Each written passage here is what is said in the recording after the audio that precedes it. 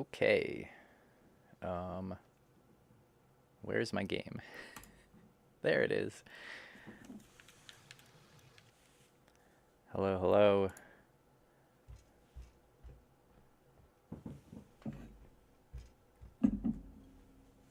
This is it's a little esoteric. All right. I am late today. We're here to do the cup of the day. Um, I lost about 3 minutes of my qualifier, but that's okay. Had a busy morning today. I didn't think today would be a busy morning, but oh, I cannot do vocals right now. Okay. But I made crock pot mung dal, which I know is not a thing, but yeah, we're gonna see how it turns out. But anyways, yeah, I was hoping to do a warm up, but yeah, we're just gonna get right into it. Get right into the competition today. Got my racing jacket on. Oh, good, and it's ice. Hopefully, it's just one turn on ice today, but it looks like I will not be so lucky. I have been practicing ice a little bit, but clearly not enough.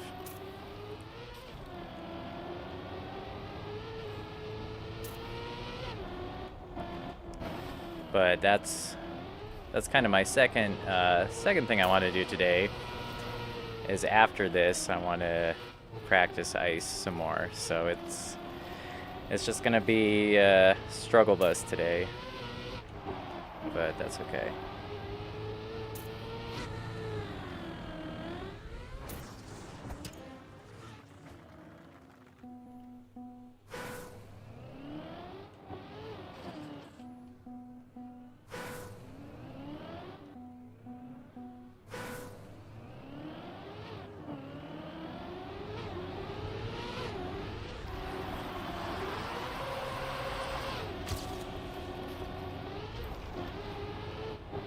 Almost looks like I know what I'm doing.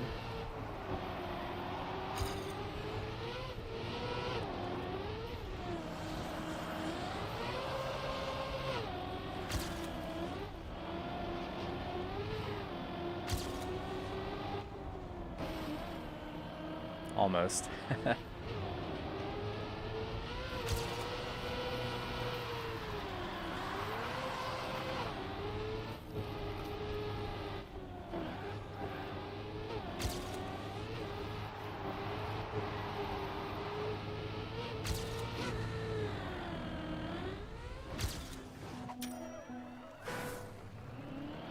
Alright, that was apparently silver medal time. I'm gonna turn the other cars and my ghost off.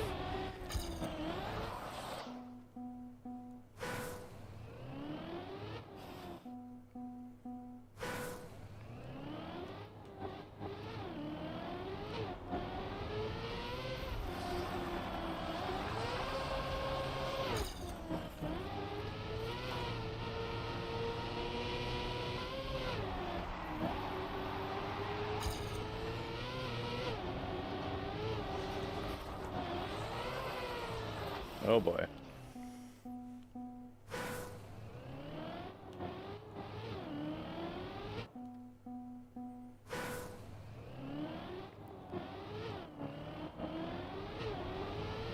It's going to be fun trying to get this consistently today, but it should be a good challenge.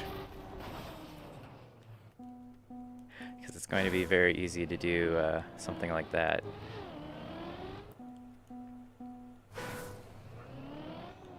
Ayo, Jack Krill, is that your name? What's up?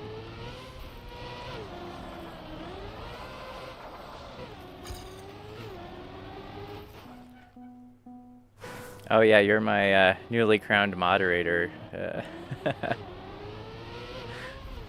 I mean, to be fair, you were the first person to ask, so I feel like it would have been rude to not make you a mod.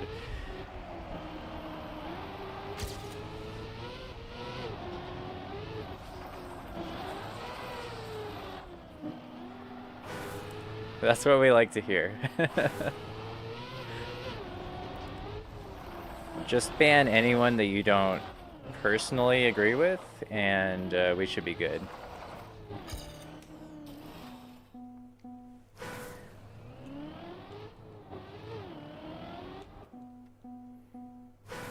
Okay, I think I am somehow getting worse at this track as the qualifier goes on, so that's cool.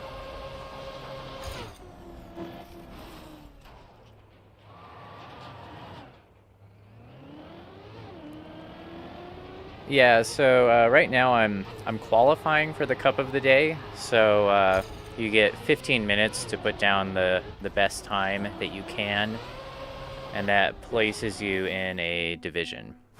So right now I'm ranked 1777,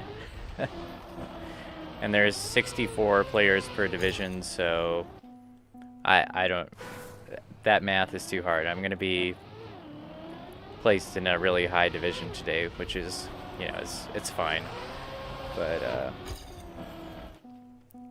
yeah, you basically have 15 minutes to learn the track, and then you'll see we'll be in a knockout tournament where especially with today's track, consistency really matters more than getting the fastest time, at least at the level that I play at.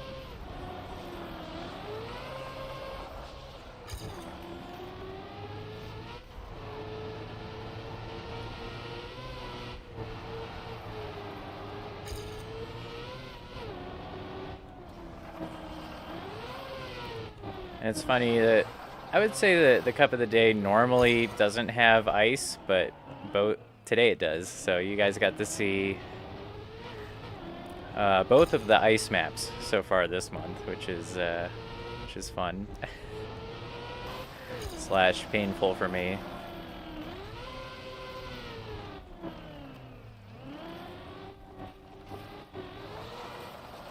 But oh my gosh.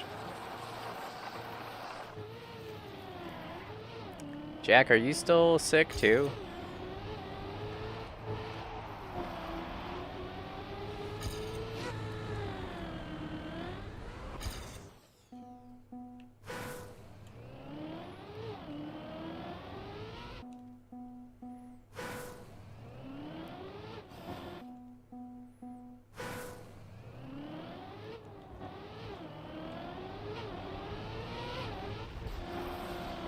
That's good. At least one of you is feeling better. Yeah, it seems like everyone's getting sick right now. It is the season. I'm sure it'll be worse after everyone travels for the holidays.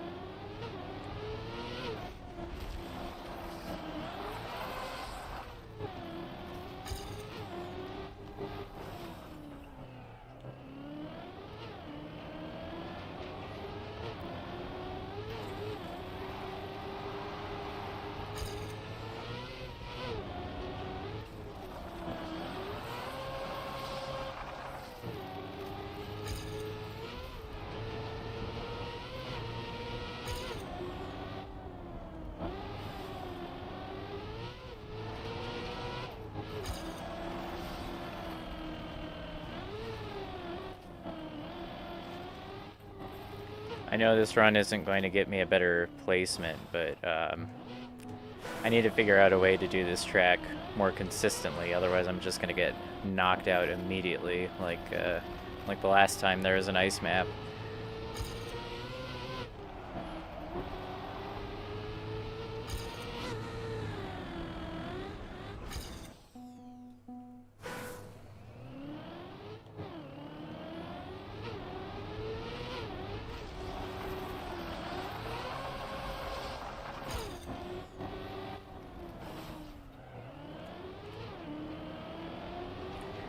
Yeah.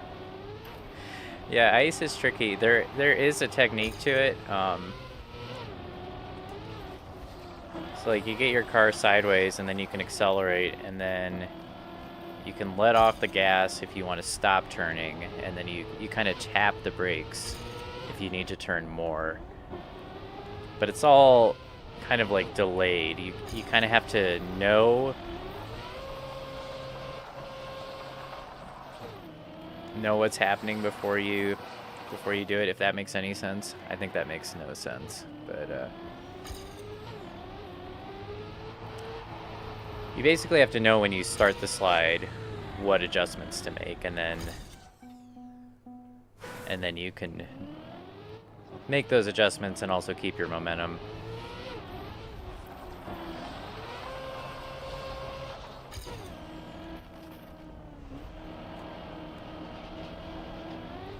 Tokyo Drift is such a great movie.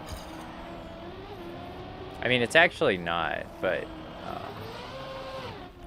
the nostalgia is unrivaled. Yeah, this is fine.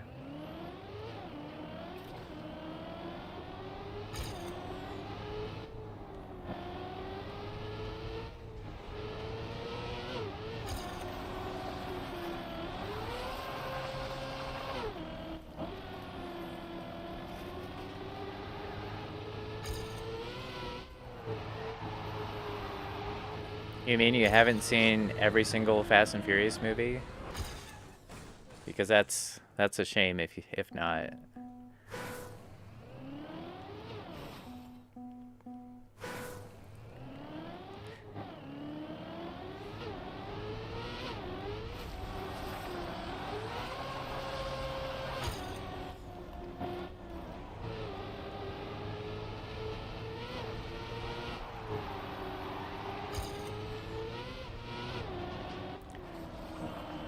But in all seriousness, it is kind of an amazing franchise. Like they just consistently put out movies that are mediocre at best. Some of them are just god awful, and they keep making them. And like I don't know if that's similar to like the Marvel universe at all. Not to cast any shade there, but I just don't watch those kinds of movies. But I feel like the Fast and Furious franchise is like uniquely bad. But I could be wrong about that.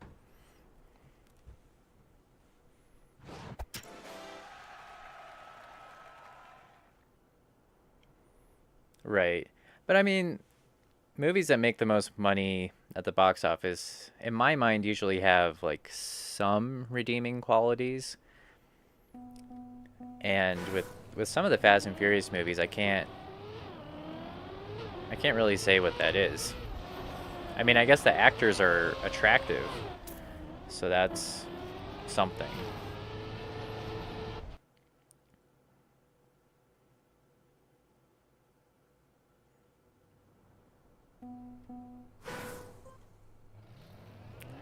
Yeah, I guess maybe you're right. Cargo fast, cargo boom. It's like they're made for children, and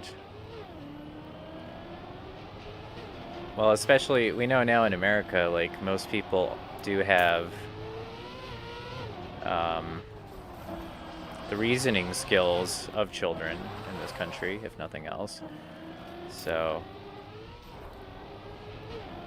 kind of tracks.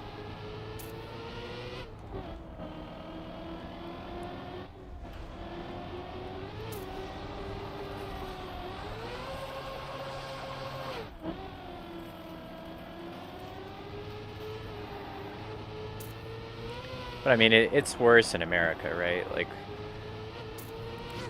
maybe it's not worse in America, but it's my perception that we have the, at least considering our wealth and our access to information, we have the stupidest populace.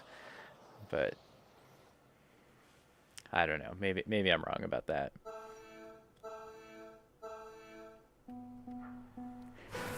Yeah.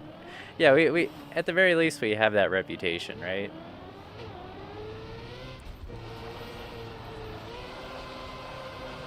especially compared to like any European country, I'm assuming.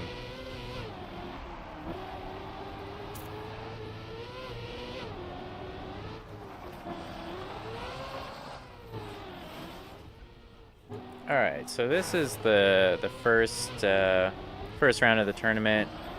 There's no knockouts, so I just need to finish the track. A few days ago, I accidentally gave up. Um, the button that starts you over at the beginning is technically the give up button, so I need to be careful not to press that, but otherwise, as long as I can finish this track in the next 45 seconds, we'll be going on to the next round.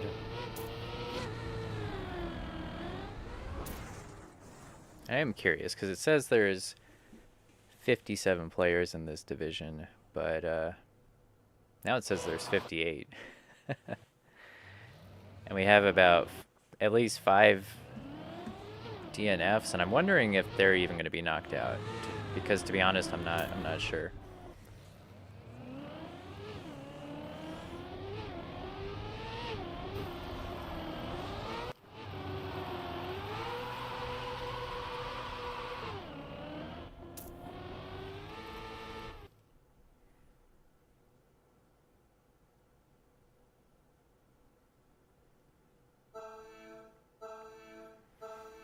Alright, now this is for real, slowest 4. And yeah, there's still 58 players in here. Which I think means like 10 people got knocked out last round just because they didn't finish.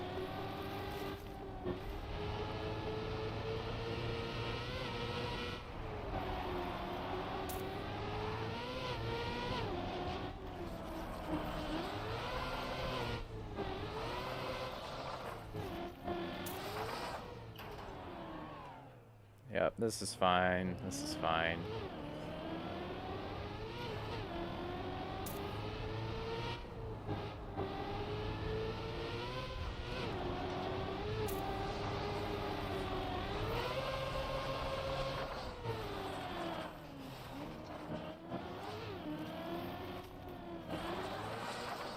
This is fine.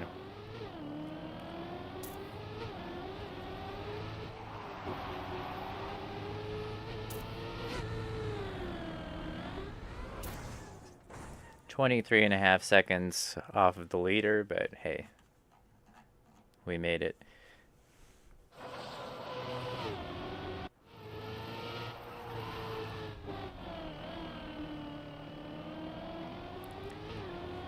Yeah, hi Emma, I don't know if you're being sarcastic because we're really not, I'm really not playing very well today, but hello. And yeah, I don't know about the Discord thing. I'll get back to you on that.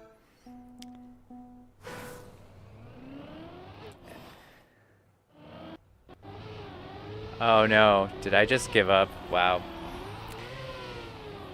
Okay, so yeah, I was distracted by what was going on in chat, and I pressed the button that I said I needed to not press again. But that's okay. This was kind of painful, anyways. Yeah, I got distracted by the bot. Now that I'm looking at it, it's such an obvious bot. It's like, here, add me on Discord, and I don't know what the scam is, to be honest, but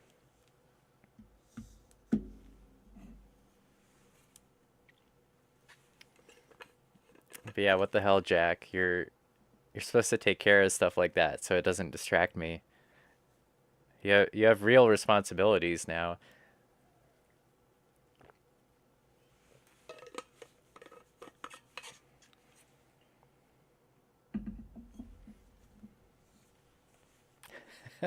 Let me see if I can remove it.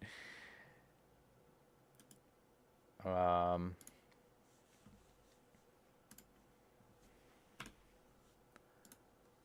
me look at my...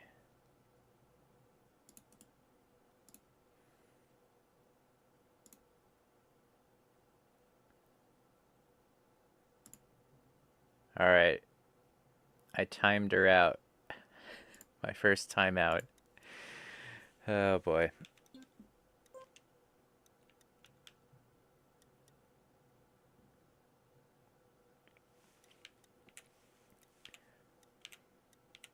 Okay, so I think because Cup of the Day went horribly wrong, I'm just gonna warm up on this on yesterday's Cup of the Day track. I played this a little bit yesterday, but I'd like to see if I can get the gold medal. It's a dirt track. It's pretty fun.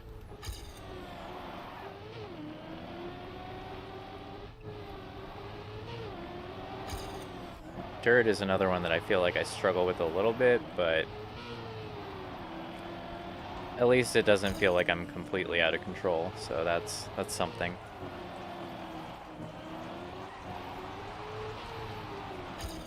That's cool. I've never been a moderator of anything, so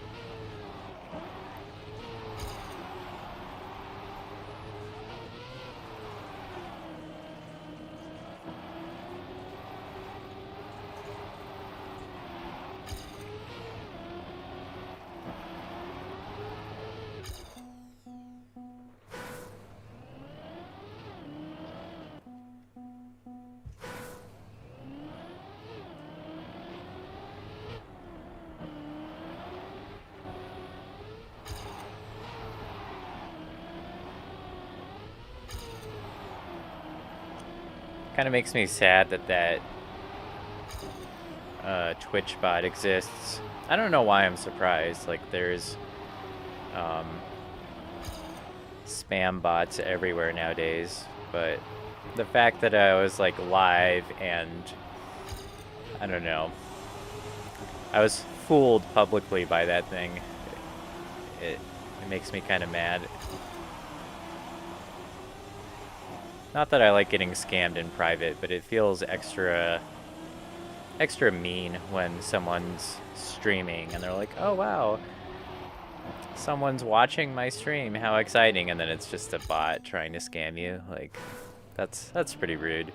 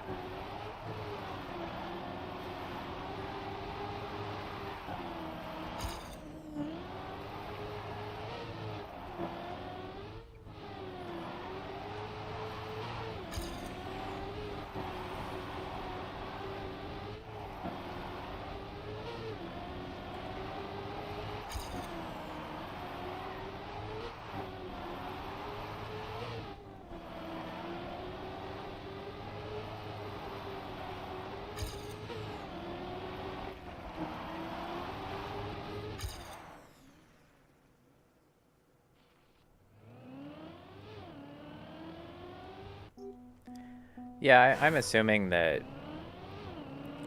I mean, I guess most streams probably have like 0 or 1 viewer anyways, right? But I'm assuming it tends to prey on streamers who don't really have a following. And yeah, it's just automated.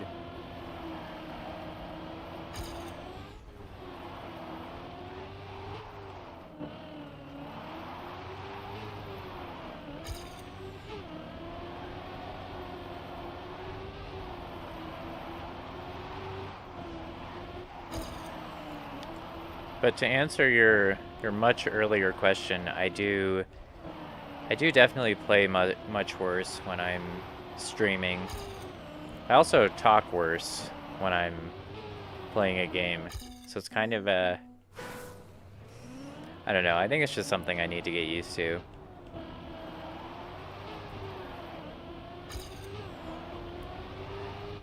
But I've been intentionally not watching my streams because I know it's going to make me cringe, and I just need to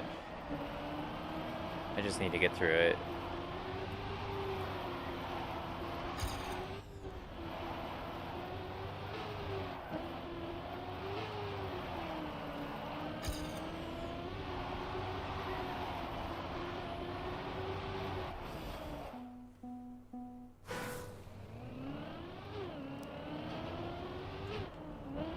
Yeah, well, I appreciate you you being here and helping me practice because yeah, I did a few streams this week and I did actually have another another one of my fans from my YouTube channel stop in and we chatted for a bit, but it's mostly been like one one lurker or is it just 0 viewers, and trying to talk to myself when no one's listening is first of all, it feels really weird. It makes me kind of question my I don't know, not my reality, but my sanity maybe. Like what am I even doing at that point? But also it's really hard to keep a conversation going with yourself. I feel like some people naturally excel at that though, and I don't know. I'm always talking to myself in my head, so maybe if I just start vocalizing that, I can be good at it too.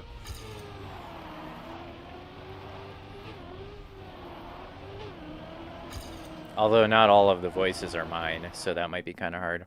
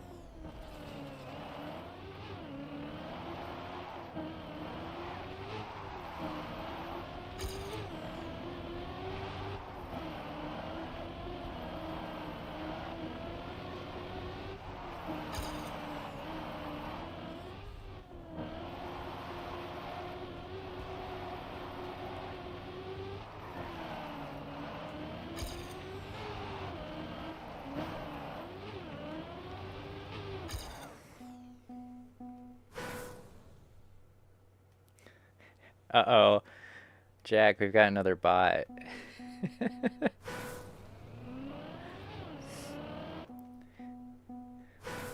This Deandra Reynolds.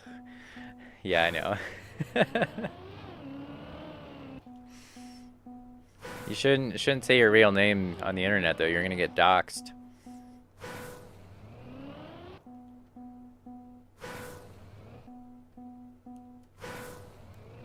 Yes, I do also feel very self-conscious, but that's kind of going away because I've realized that nobody's even watching these streams, so it actually doesn't matter at all.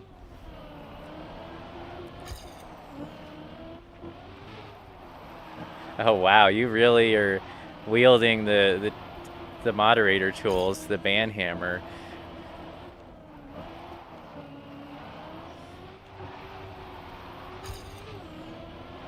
Timed out for 10 seconds though. That seems reasonable.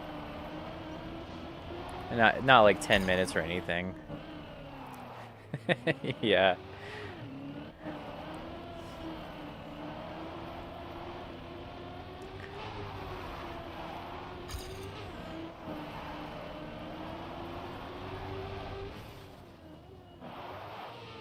I crashed because my YouTube chat disconnected. That's great.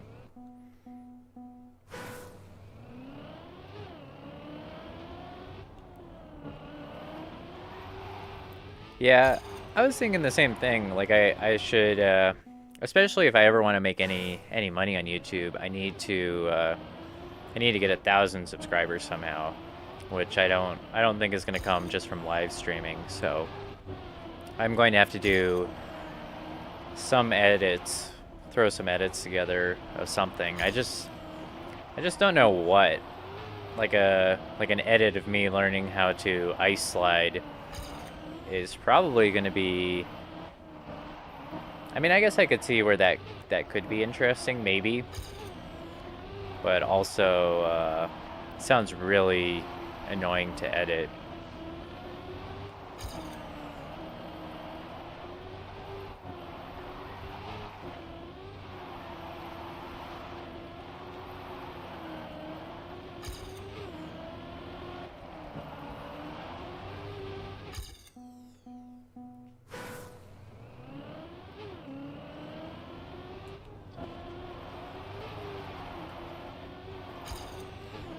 also think what made my YouTube videos, at the very least, appealing to a lot of people is that I was doing something that not a lot of people have the opportunity to do.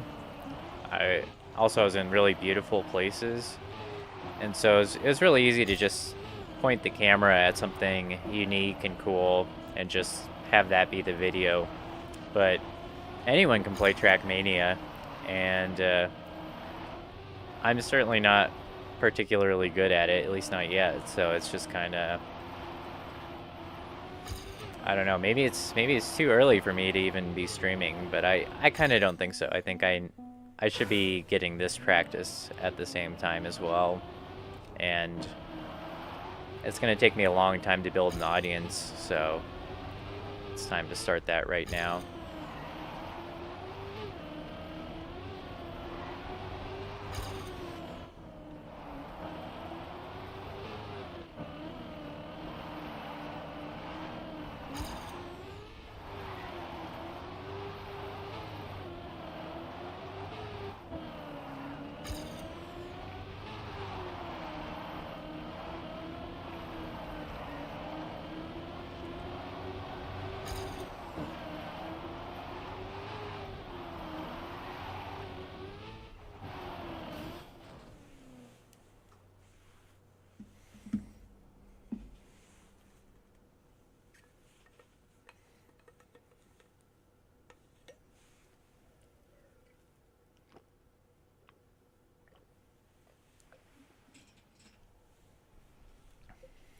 This microphone in my face is too much sometimes. Like I can see when I'm gulping down the water. I can see it on the whatever you call it, the levels.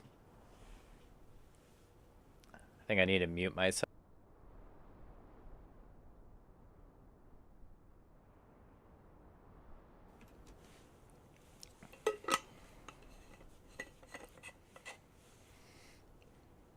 Oh, and yeah, just mouth sounds. No, I'm good on that. I think my YouTube might give the impression that I'm better at talking to the camera than I am, simply because I have the power of editing. But when it's live, it just feels completely different. But I guess I shouldn't sell myself short. I do feel more comfortable doing this thanks to my YouTube. Like this isn't something that I would have felt comfortable doing a few years ago. I would just be sweating buckets right now, being live on the internet, even with just 2 people watching.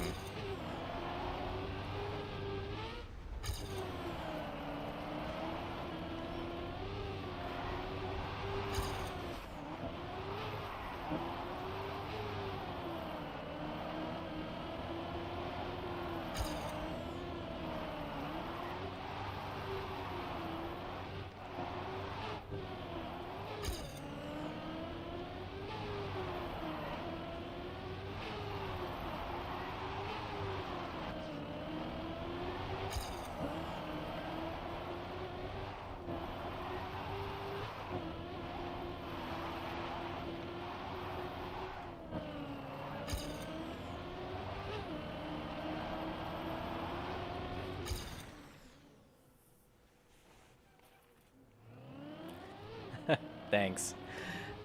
I don't know how eloquent I am, but yeah, you're right. Let's talk about this track a little bit. So there is a very specific line that gains you a lot of speed through this track, and I'm not sure that I obviously don't know it exactly, but I kind of have a sense of what you need to do. And so you stay wide up here, and then through this section you just want to minimize airtime. So I take that, it's all happening too fast to explain it, it's funny. But I take that first bump, trying to keep my wheels on the ground as much as possible. And actually that's kind of true for the entirety of the track. So like whenever I go up on 2 wheels, that's That's pretty suboptimal because it means I'm not putting as much power down. And then on dirt, the more you turn, the more your car just slows down naturally. So you're trying to find the line with the widest turns, but the line that also keeps the wheels on the ground. So that run was a bad example, but let's see if we can do a little better this time around. So we go wide up here and then high left there. And then, yeah, that grass that I just jumped over slows your car down as well.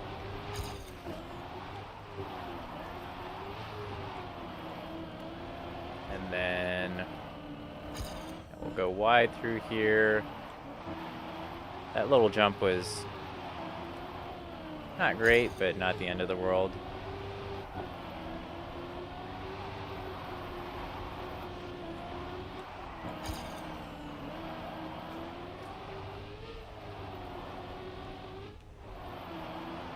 And then that corner is weird. I don't even know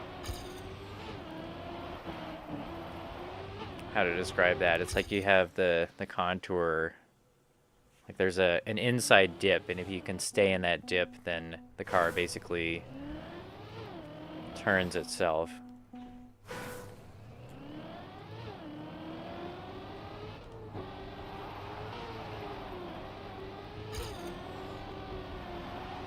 It is interesting that I'm like pretty consistently a half second slower than my best time yesterday. It's a little better.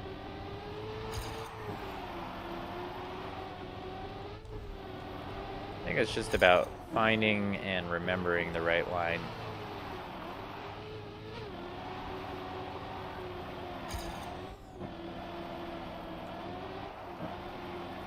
What we can do, though, after this is look at the world record time and just see how much better that is than what I'm doing. Because that's it's a really good way of learning, is to see what the best players are doing, of course.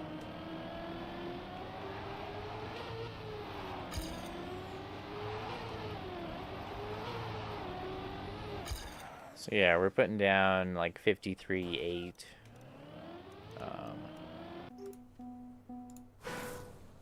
Let's look at Novu. See how he got a 47.5.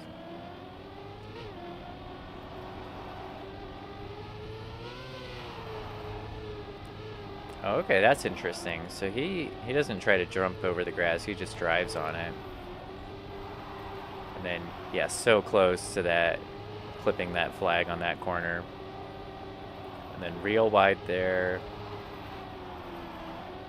And you can see how in this game just like momentum builds. So like the way he's driving this is kind of unfathomable, because I don't even know how to have this much speed to take the corner like this. Oh, but real wide on that corner, that's interesting. That makes a lot of sense.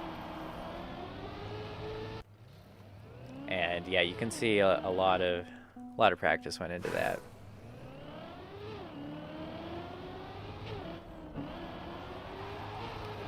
Real wide.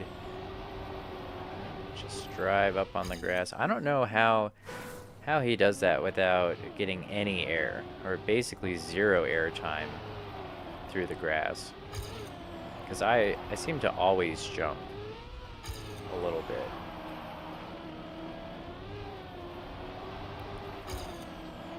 But I'm not going to worry about that too much.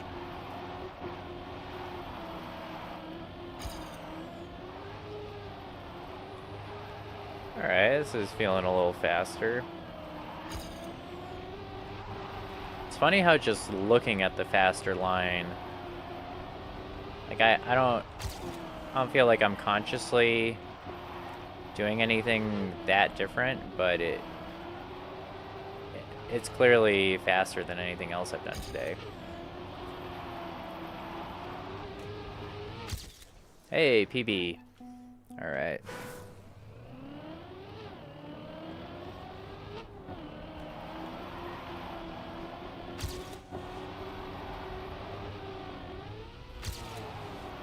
Yeah, still getting air on that grass there, but...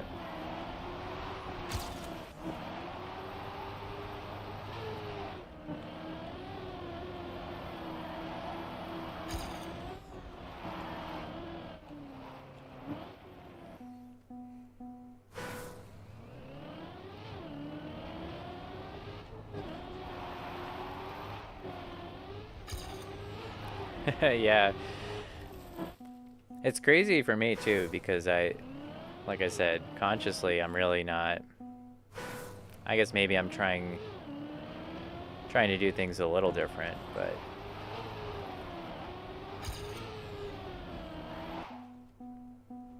Yeah, so he does not drive on the grass there, though.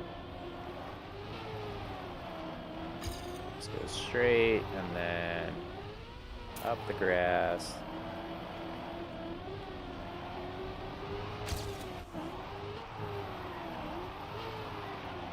A little wide there, but that's okay.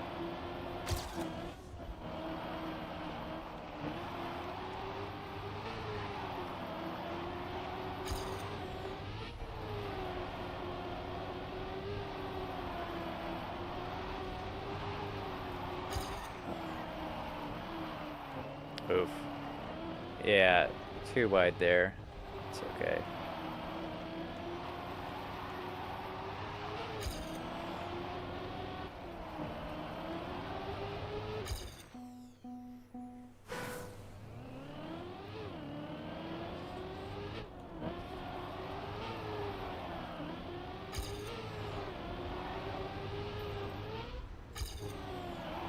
Big jump there.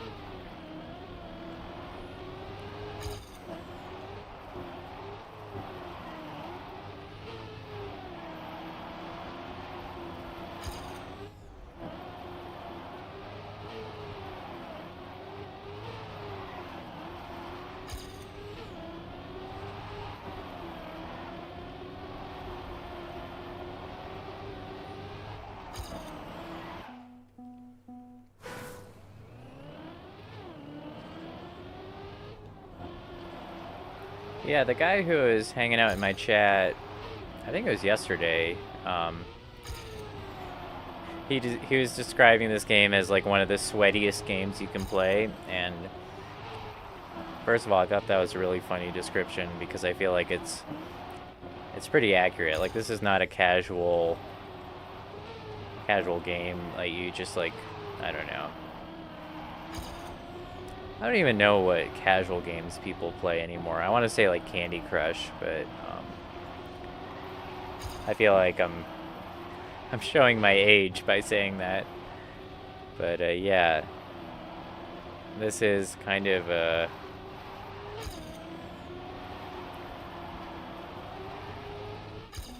I don't know, this game's really difficult, actually, is the best way to describe it. And it makes me wonder if I should focus on a more casual game. But I don't know, I really like this game, even if it is very difficult. I'm playing with the controller. The old the prequel to this game, Trackmania Nations Forever, I was always a keyboard player, but I started having like wrist cramps. I think I would press the accelerator too hard, like the forward button on the keyboard too hard, and after a couple hours my wrists would cramp up, so I switched to controller, which I think I'm still kind of getting used to, but also for some reason with this game it feels like the controller is the better input.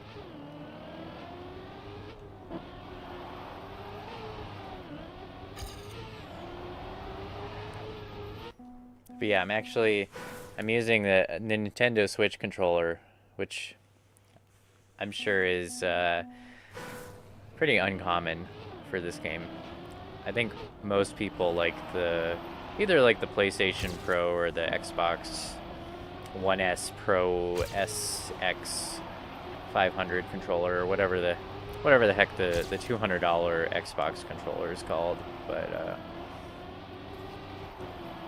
The Switch controller is actually perfect because you don't... I don't... There might be an option to do analog, like, gas and brakes, like throttle and brake input, but typically with this game you want all gas or all brakes and no in between. And the Switch controller, of course, does not have analog triggers. These are just buttons, which is something I hate about the Switch controller, because having analog triggers is awesome for most driving games, but this is not most driving games, so weirdly it's kind of perfect because I just have trigger buttons. And I think people who do use like the Pro controllers use the bumpers for gas and brake rather than the analog inputs, because that would just be less precise, right? So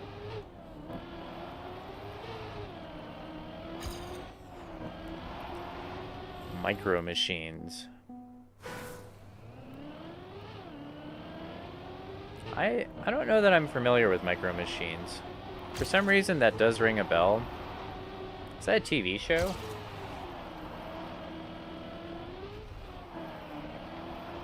Oh, it's a Sega game. No. No, I never played Micro Machines.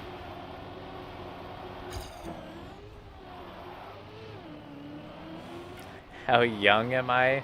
No, that's not how you phrase that. It's how old are you? And I am 32. 32 years old.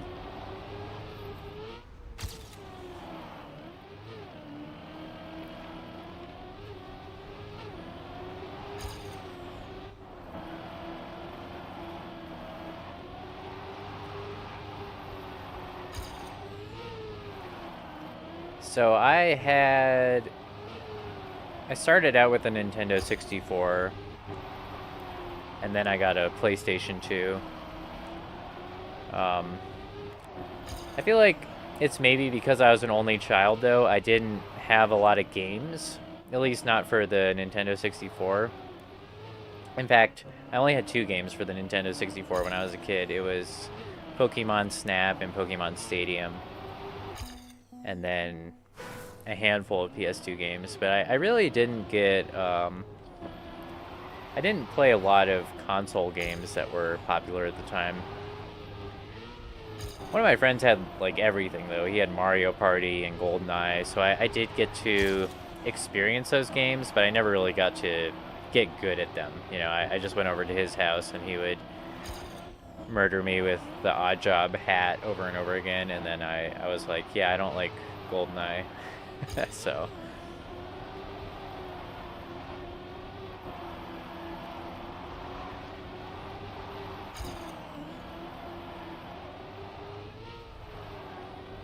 I feel like to this day I have a harder time getting into console games because I didn't play them much as a kid, and I have a strong preference to playing on the PC. Yeah, I know Pokemon Snap inside and out. I've beaten that game so many times. Actually, my roommate has it on Switch, the 64 version, and I started to play through it again, and then I was like, wait, no, I don't need to be doing this again. I do have a lot of nostalgia for that game, and in a lot of ways it is a good game. Like, I don't know, maybe it is just the nostalgia, but I feel like the atmosphere in that game is totally unique. It's unrivaled by anything else that I've played. Like, it just feels scary in ways that other games don't, and like just also like exciting in ways that I feel like new games don't capture. Yeah, that's got to be 100% nostalgia, but it just feels a lot less generic than a lot of adventure kind of games. Oh, 46 thousandths away from gold. All right.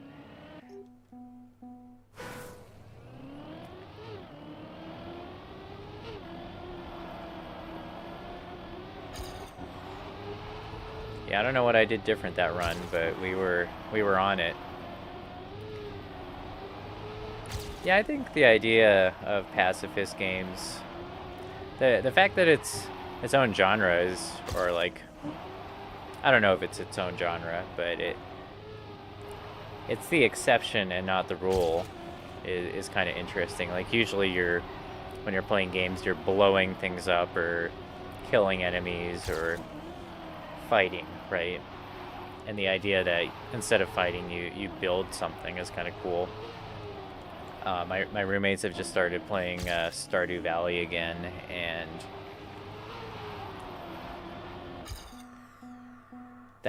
I guess that's a cool example. I don't know if I actually like that game because it feels like Farmville, like on Facebook. If you remember that game from back in the day, and yeah, I don't know. I'm not into games that are super grindy. And I say that when I'm playing Trackmania, which is totally a grind fest, but I feel like I'm building skills doing this. I'm not just like watching corn grow.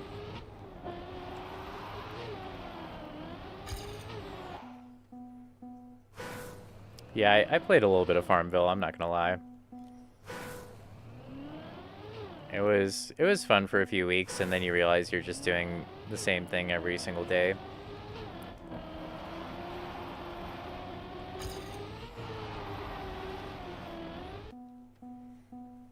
Of course, I say all that, and I actually was considering streaming Farming Simulator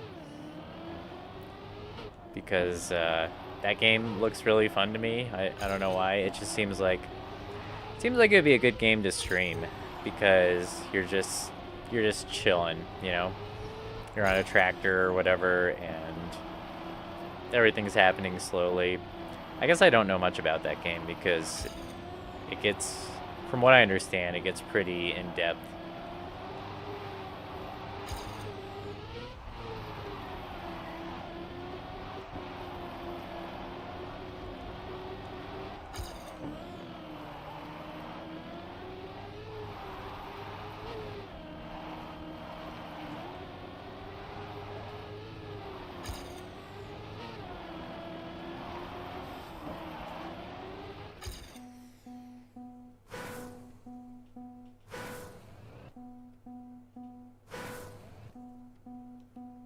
Truck sim, like Euro Truck Simulator.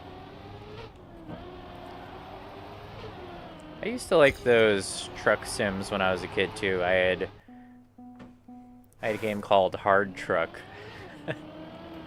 and it was a really hard game, especially for like 12-year-old me. But I had a wheel and pedals and everything, and yeah, the hardest part was backing up the trailer because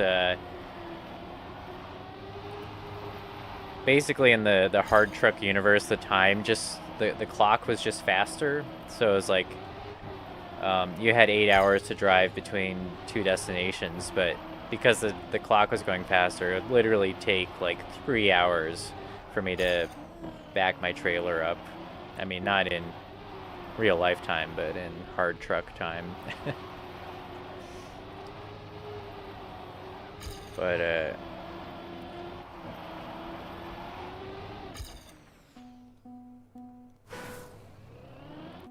that's really funny. Yeah, flight simulators are cool too. There is something about just like going through the procedures in real time, and I don't know, having as close to possible as close a real experience as possible in a game. Especially when it's something like serious, like flying a jet. Like something that would normally have real life consequences. Did your friend want to be a pilot or anything, or he just really liked flight simulators?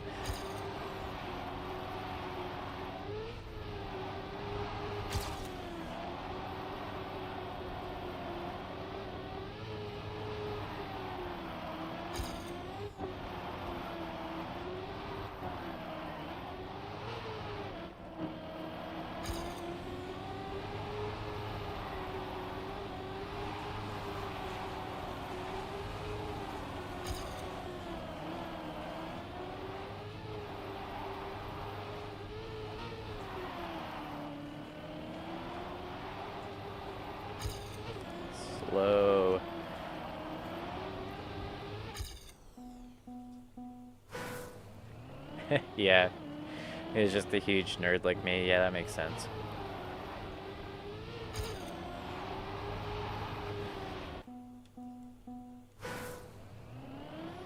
Alright, I think I'm gonna try this track a few more times, see if we can get gold, and then we'll move on to some ice training.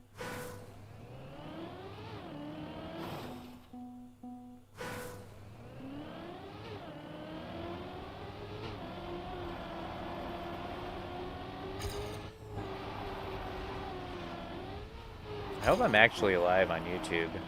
I need to find...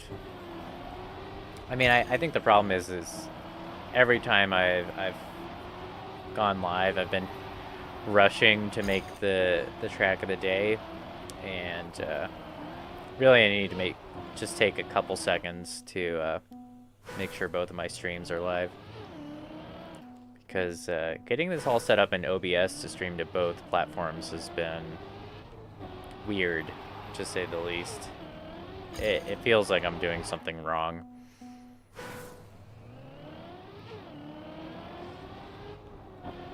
But also, I have no way of seeing if my YouTube stream is live or if I have any viewers. I do have the YouTube chat, so if anyone's over there, you could say hey, but so far, I haven't seen anything. Oh yeah, that's alright. You don't have to check. It's not super important.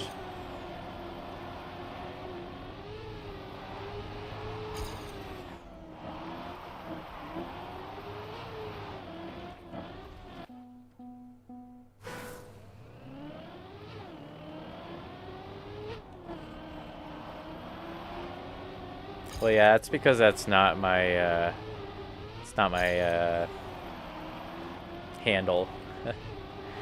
I'm Dusty Drive.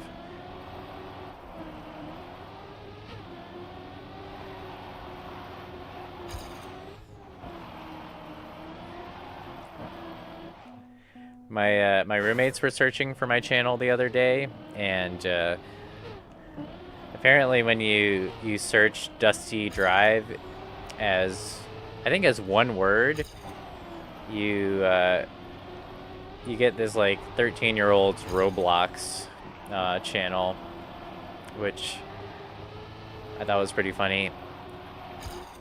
Mainly because I did a pretty extensive search before I settled on that name, and I did not see this kid's channel at all.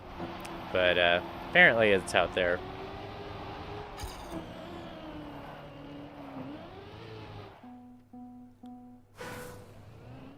Oh yeah, thanks for checking. And we've got the sun coming in, making me look like a ghost again. One sec.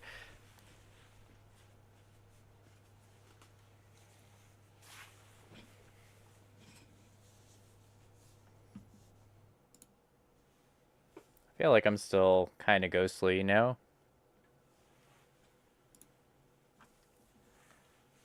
Maybe that's better.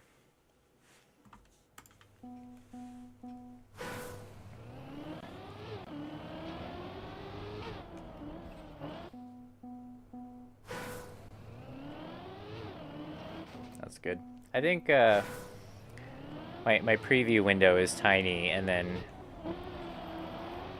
the segment that has the camera on me is even tinier, so I'm looking at like 100 pixels, and they look kind of washed out, like there's no detail, but that's just because there's no detail because it's just 100 pixels.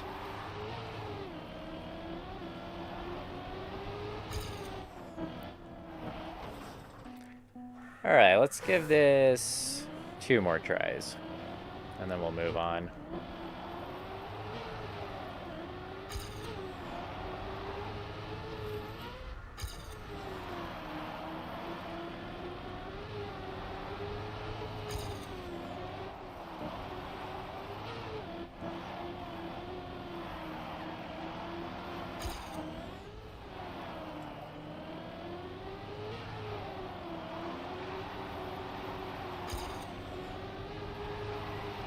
This is obviously not going to be the run that gets me there, but it's good to just try to remember the flow of this track.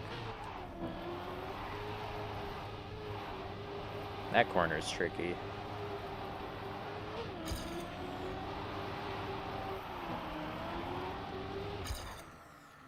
I actually made up time on the second half there, so that's kind of useful information. Like I could even go a little slower and be a little more careful, and that might get me a better time than what I have been doing.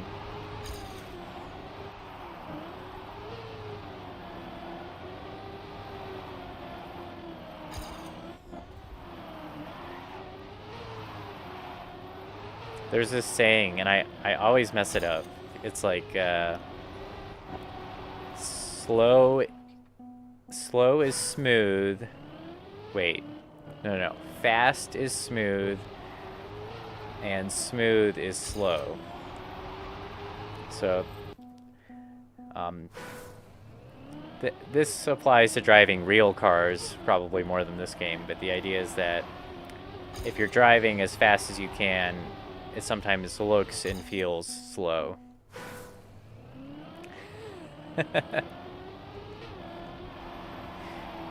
Yeah, it's fast is smooth and smooth is slow,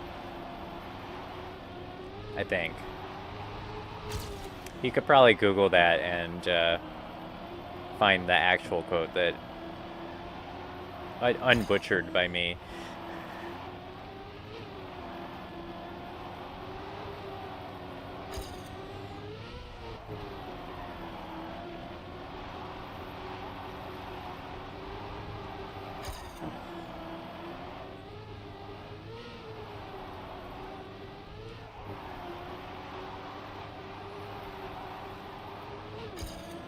And yes, I know I said one more try, and this has been like 4 more tries, but I'm so close. We got it. All right.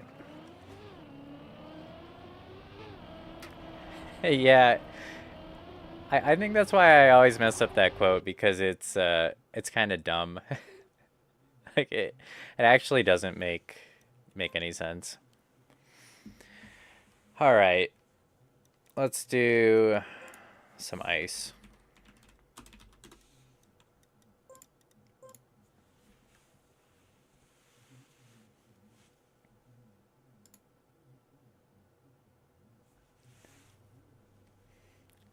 Yeah, I mean, it depends on the race. If you're talking about life, then slow and steady does kind of win the race, but life isn't a race. At least it shouldn't be thought of that way, I don't think.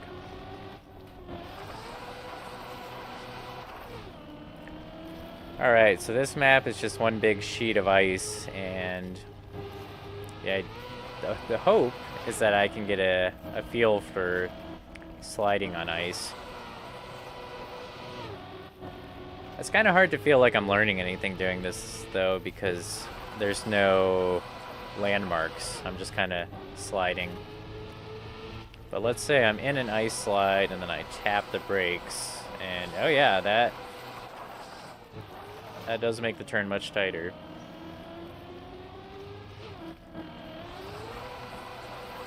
And then if I release, yeah, pretty much immediately the slide just stops.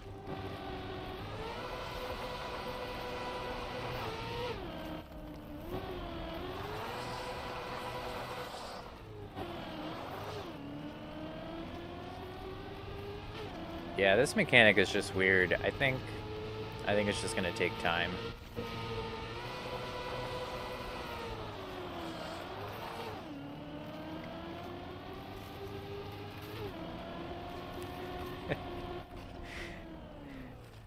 Yeah, it looks like I'm actually not doing anything, I'm sure.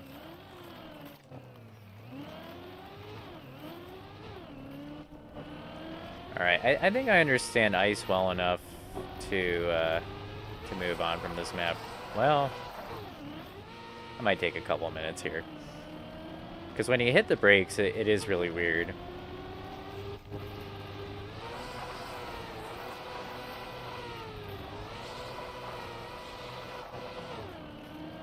Because you can definitely overdo it with the brakes.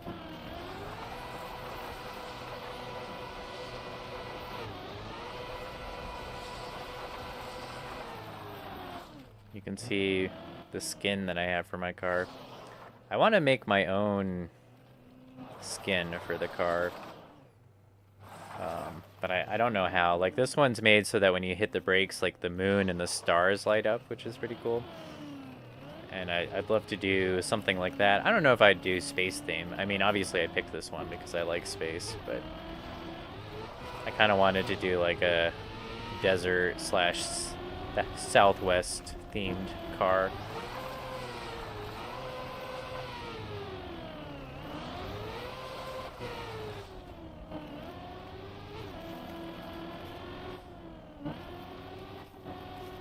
Alright, that's enough of that.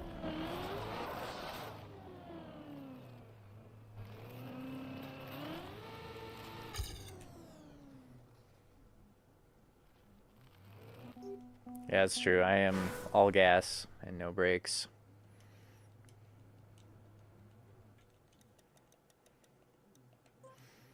Alright, let's go on to the next track.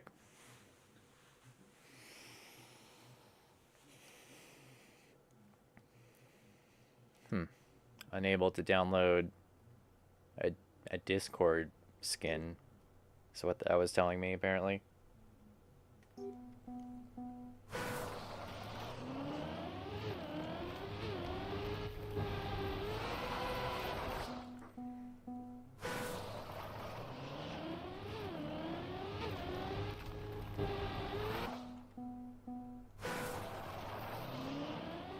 Yes, I'm inadvertently advertising another much more popular Trackmania streamer.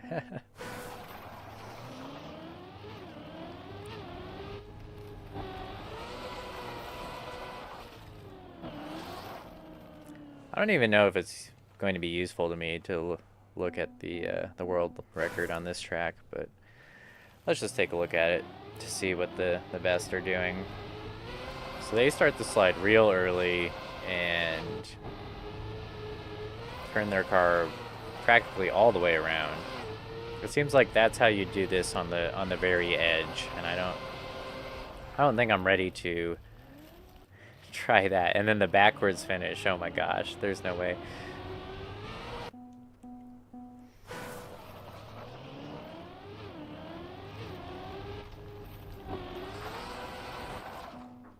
Oof.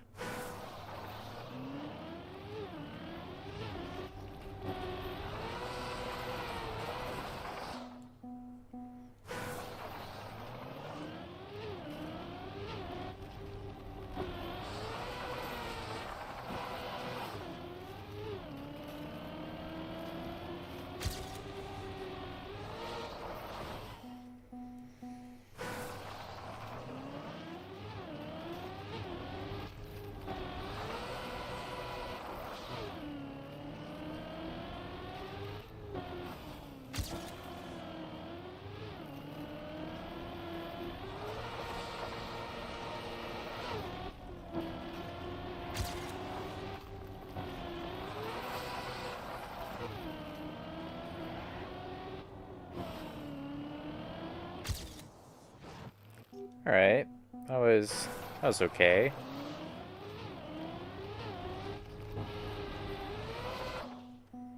I did try this map about a week ago, and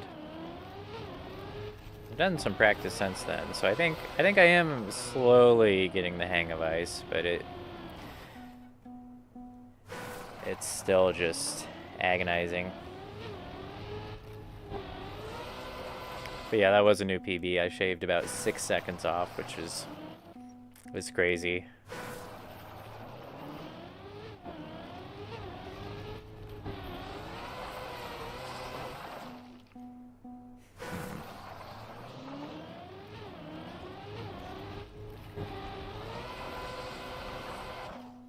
Okay, so that was too wide, so a brake tap there might have helped me not hit the wall. Oops. Tried to brake tap and I reset instead.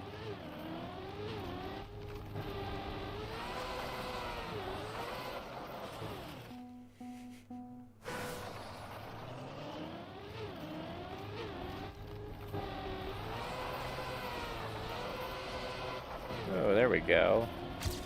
That felt clean. That did not.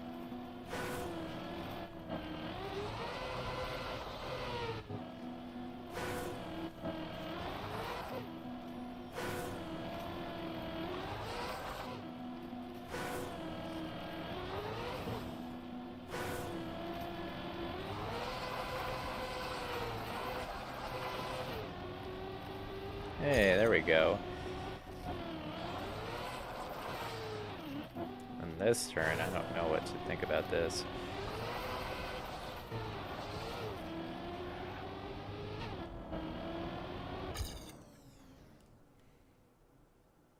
Right, yeah, now combine the two.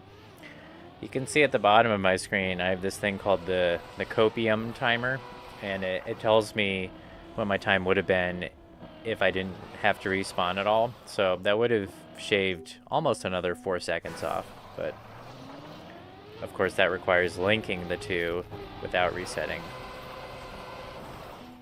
which obviously is the issue. Like, I'm about maybe 10% consistent, maybe 7% consistent with my ice slides. So linking two slides together is the real trick.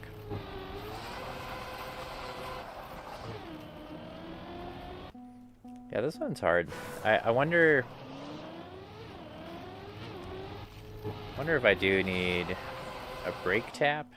No, I don't think so.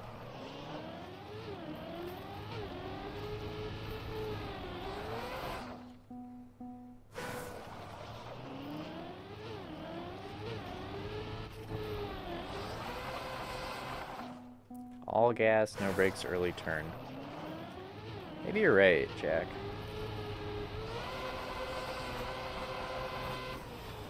Except I wind up in that hole.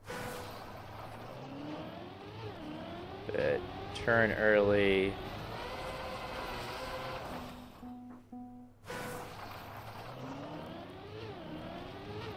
Yeah, it's crazy. I think I'm going to do basically the same kind of slide, and then I wind up on the completely other side of the track.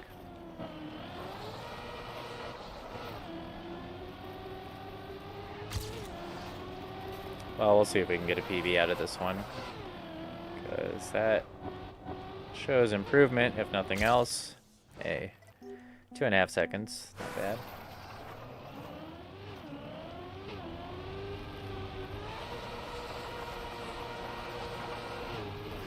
Ooh, should have done a brake tap.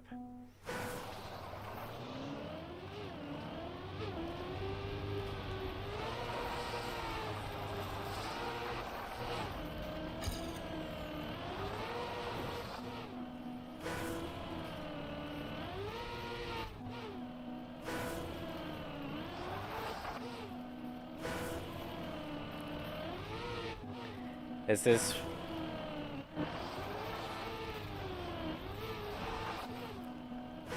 I feel like me slowly crashing into things is... I guess it's not that slowly.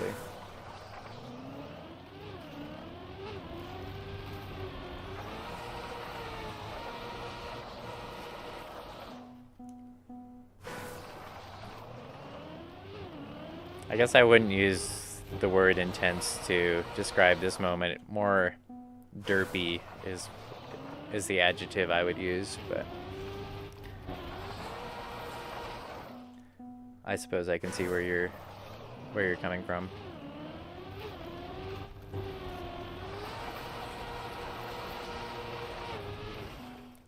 Should have brake tapped.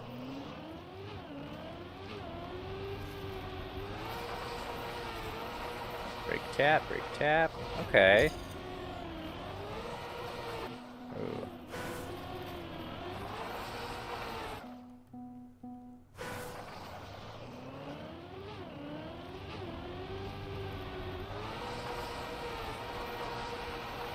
I meant to practice that second part more, but pressed the wrong button. The give up button. I should almost bind that to something else. It's right now it's bound to left bumper, so it's right above my brake.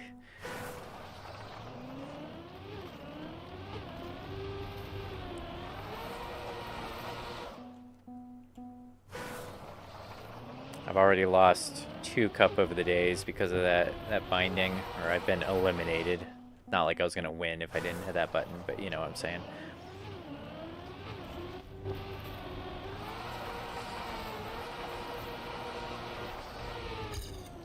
I totally forgot how to transition out of this. Okay.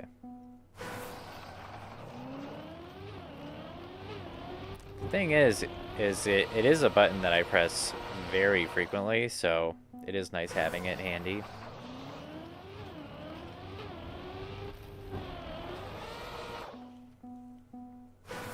So I feel like if I change it now, it might just mess me up more.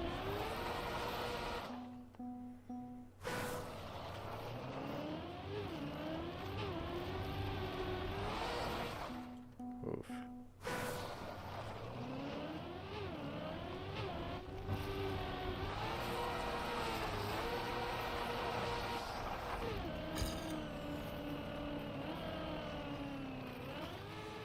That first slide was decent, but this... I go into the snow and I think, yeah, I just lose all my momentum and I'm sliding on the ice at this weird angle.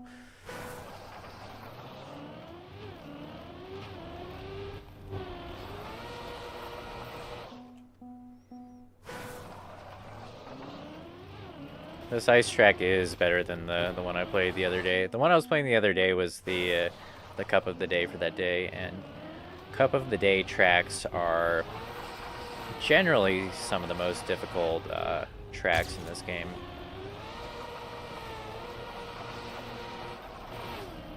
Woo!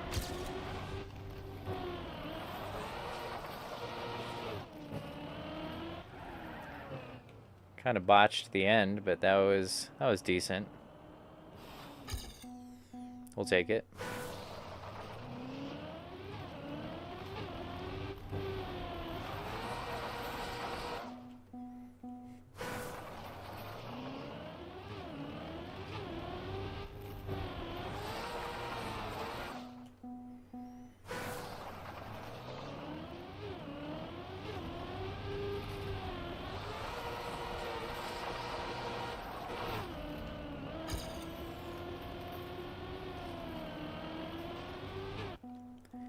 Yeah, I think technically, yeah, anyone can make a track of the day. I think you have to submit it somewhere, but to be honest, I don't know where that is.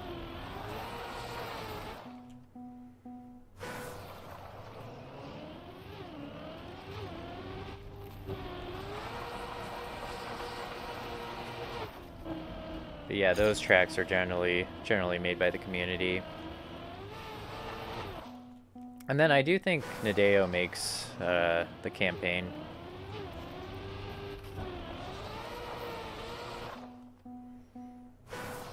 One thing that really annoys me about this game is that when you're loading up the game, it says it's a Ubisoft original, which, I mean, I guess technically that's true, but Ubisoft bought Nadeo, so like that feels kind of disingenuous to me, but I don't know.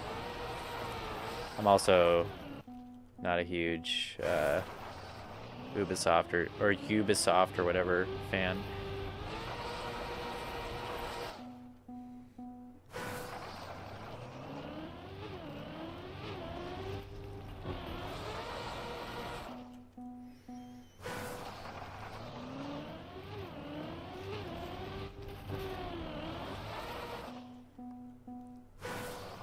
Alright, I feel like I'm not focusing and actually getting worse at this now. Break tap. Release. We're way wide here, but...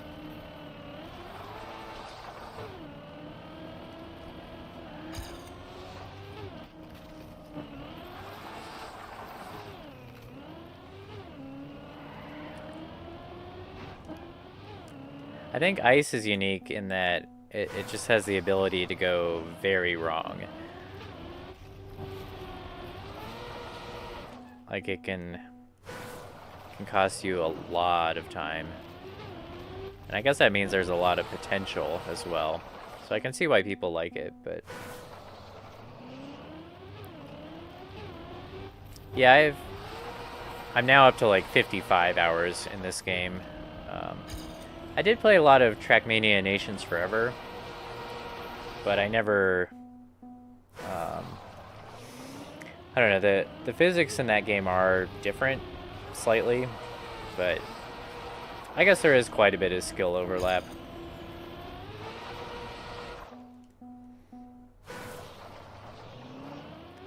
Yeah, I think it does take thousands of hours to get to a level where you can get a world record on a track like this, or you're just incredibly lucky.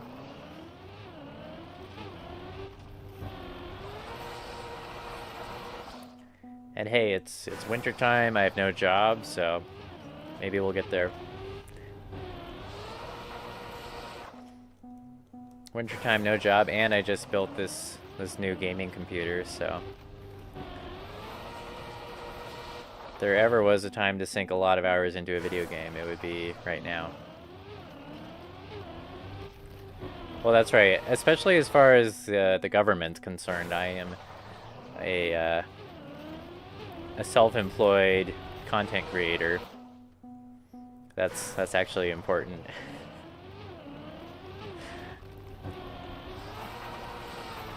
So yeah, just another day in the office. Thank you guys for joining me. I mean, it's no secret. It's just the truth. This is my job now.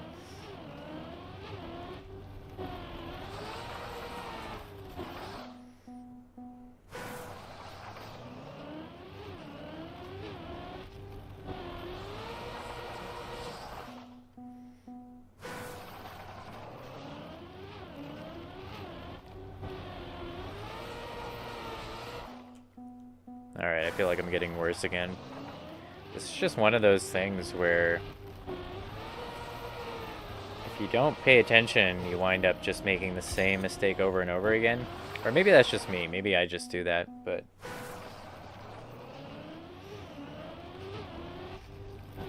it's really hard.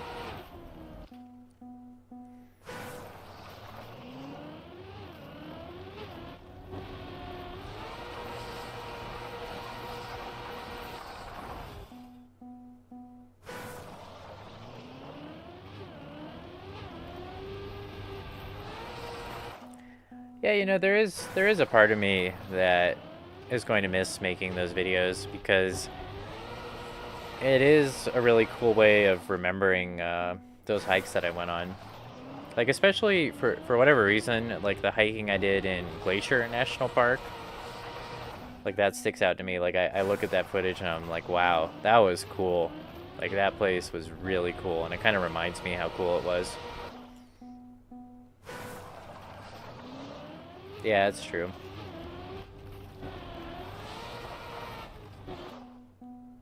I really haven't done much hiking at all recently.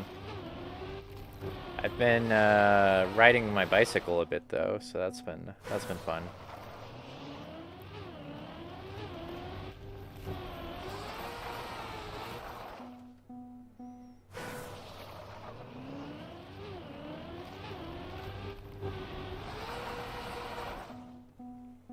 But yeah, especially now that I live in a house, I mean, I guess people probably would watch that content if I made like take a hike with me videos. But to be honest, now that I live in the city, like if I go to the effort to go for a hike and the weather's nice, I just want to enjoy it. I don't want to take away from that experience by trying to film it and try to make money from it on YouTube. But it's kind of embarrassing. I think I live relatively close, like within maybe a 25 or 30-minute drive of a trailhead that's a pretty nice trail. I just have not gone. in like the month that I've lived here, and it's cold now. So I may not go this year even, but I should check it out.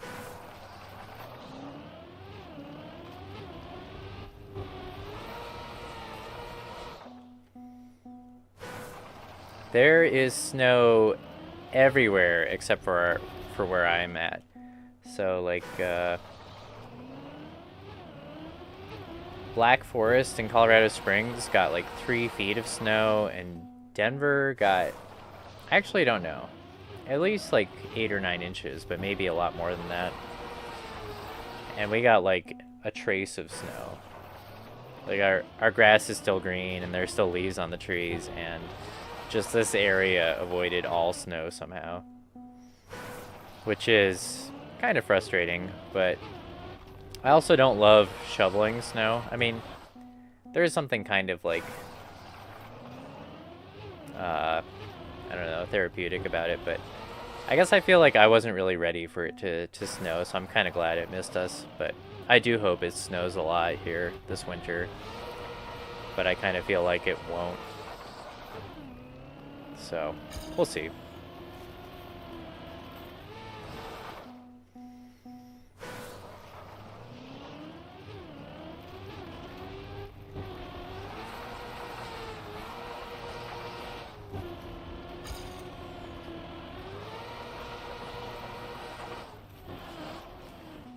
Alright. I kind of feel like this might require a little bit more focused practice off stream. So we might go do something else. And also, I hope you guys, I appreciate you being here and chatting with me, because it makes this streaming thing a lot easier, but I hope you don't feel compelled to hang out, because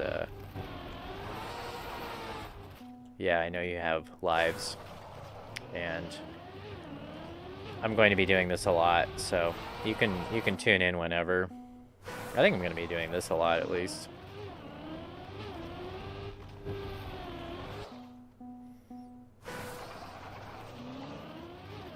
Yeah, for sure.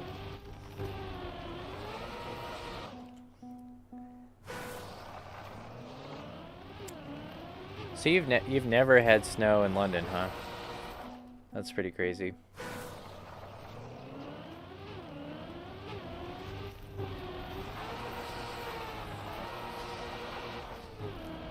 But yeah. My goal initially was to stream every day, but I'm not so sure. I was thinking, for now, I might just focus on the weekends, because it seems like that's when most people are available to watch streams. So I might try to do like Thursday through Sunday or something, and then take the midweek days off. So I think that's my plan for now, at least. I might actually publish a schedule on that note at some point soon. I'm still getting settled in this house, so like I don't want to commit to that just yet, because like I need to build like a bed frame and get into a routine with food and stuff. But once I do that, I think I'll publish a schedule, and it'll probably be focus on those weekend days. But anyways, yeah, enjoy your dinner, y'all. Thanks for tuning in.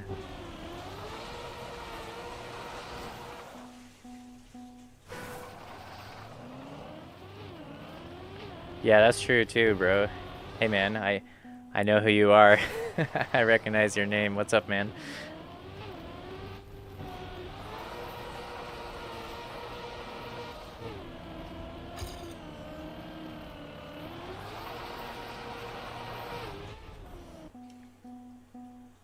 Yeah, catch you later, Jack.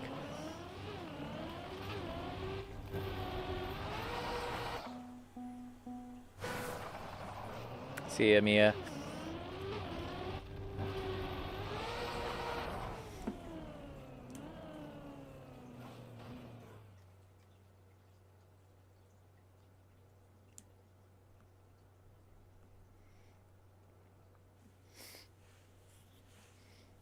Yeah, have you ever...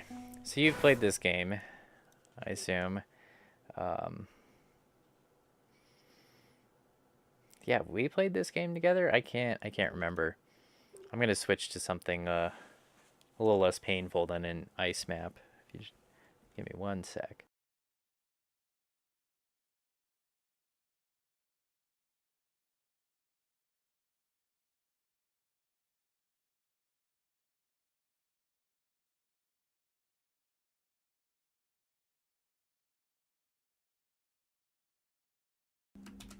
I think this is... Yeah, I was going to say, I think we played Nations Forever, which is like the prequel to this game. This game's pretty cool. It's basically the same thing. It's just I would say the editor is more powerful. So you get a little bit more variety in tracks, and there's more surfaces. Like you just saw me, I was practicing ice, which I don't think existed in the first game. And then people make tracks like this, where this to me looks like Need for Speed, like this track at least.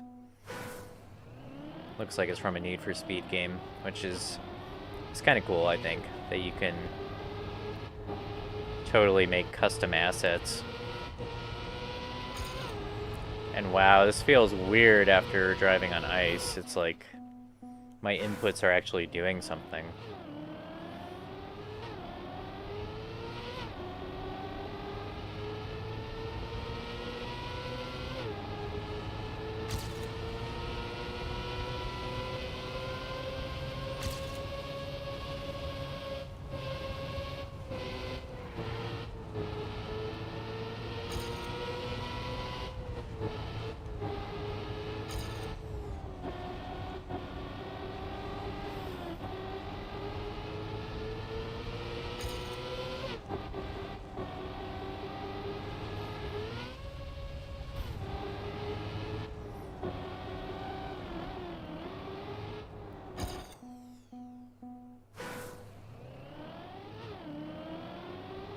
Yeah, Hot Pursuit 3.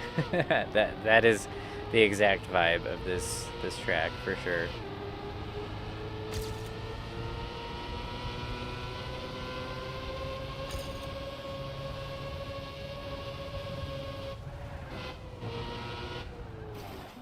Oof.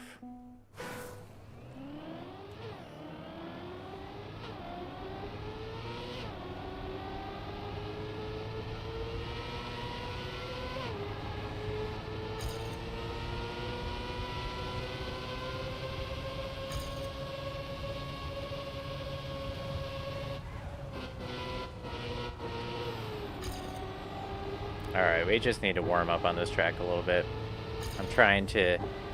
I'm risking to try to get a PB, but it's just not gonna happen. Not until we warm up.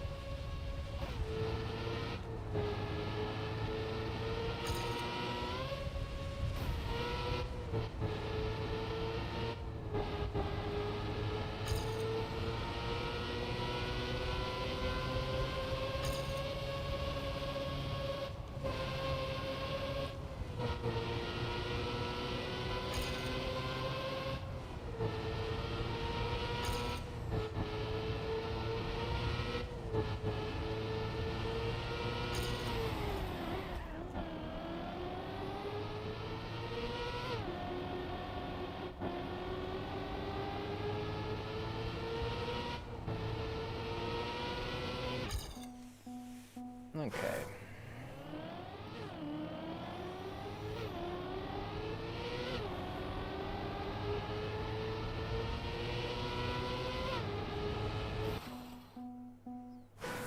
You guys get any snow recently?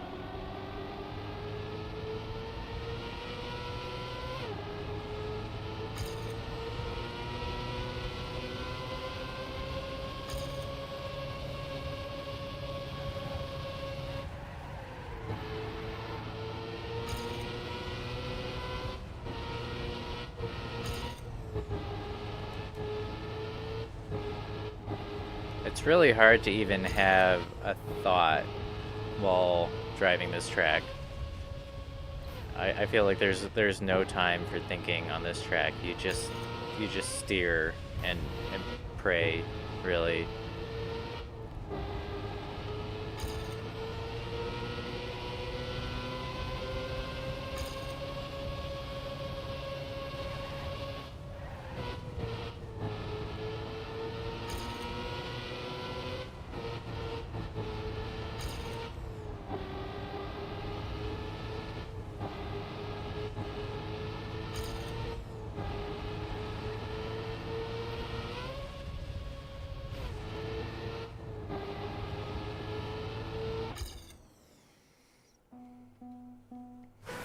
Yeah, yeah, it's true. No thinking aloud, just driving.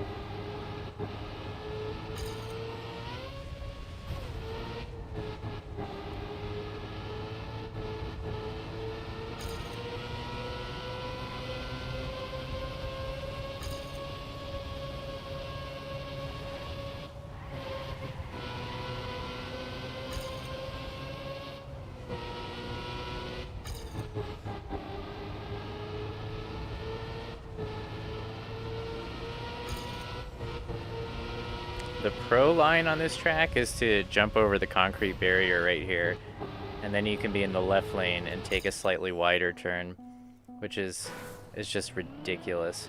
Um, it's really hard to execute properly as well, because it's way too easy to jump either not far enough or too far, and then you either wind up landing right on the concrete barrier or out in the field somewhere.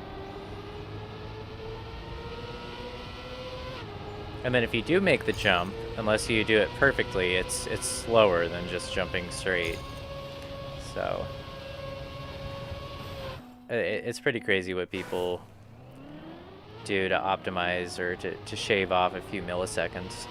I'm nowhere near that level, but it's fun to see.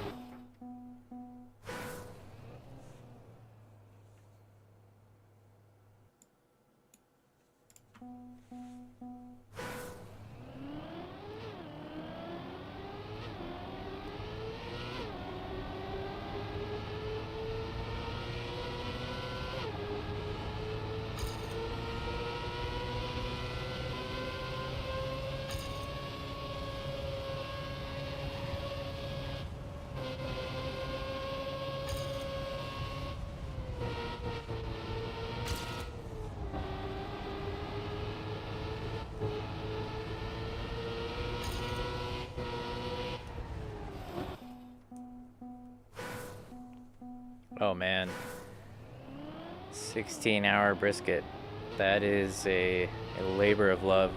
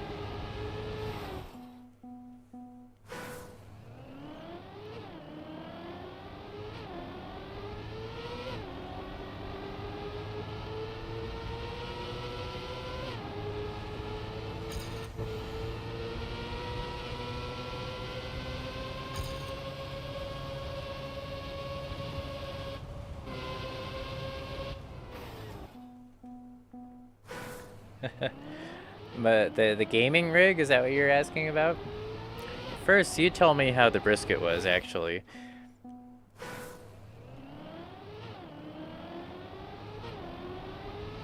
Amazing? Yeah, I bet.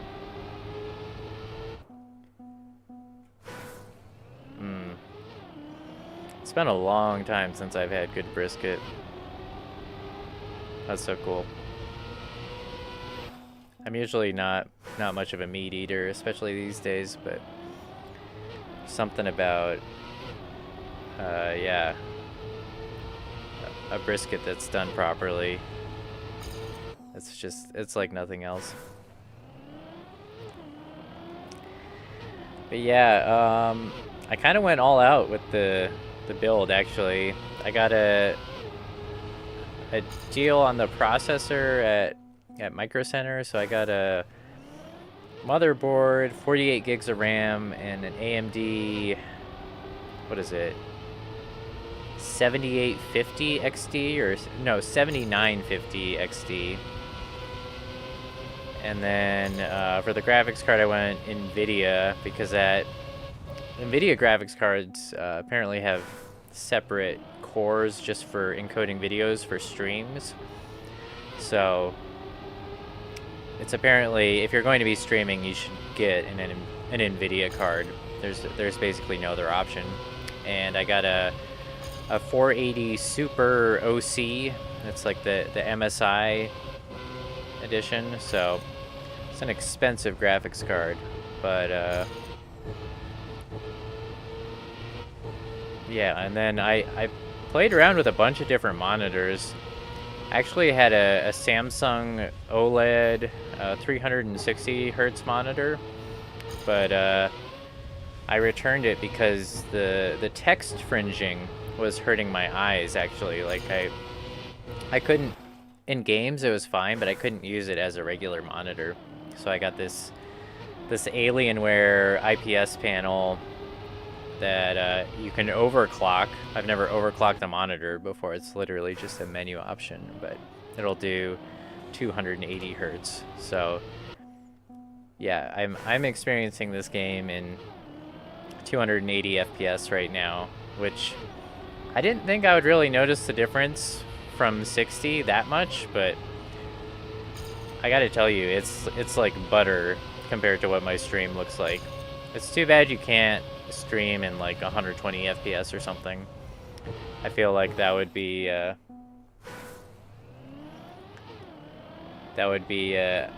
cool experience, especially a track like this. I feel like you can really see the frame rate, but I don't know. Maybe I'm just overly sensitive to that kind of thing.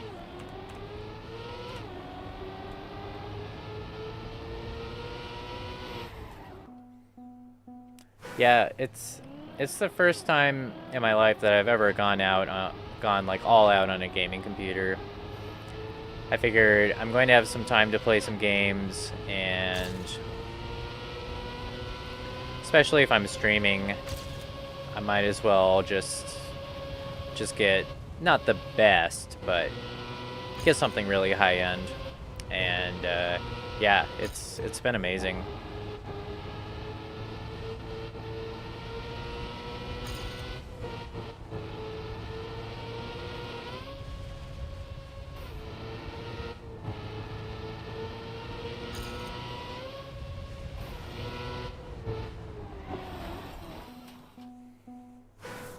Yeah, I think this game in particular does benefit from the really high refresh rate. It is pretty nice. I don't really know that it makes me more competitive, because before I built this computer, I was playing Trackmania on my dad's computer, actually, and I was still able to get pretty good times on there. Like, I don't think there's been that much effect on actual skill, but it is fun to look at.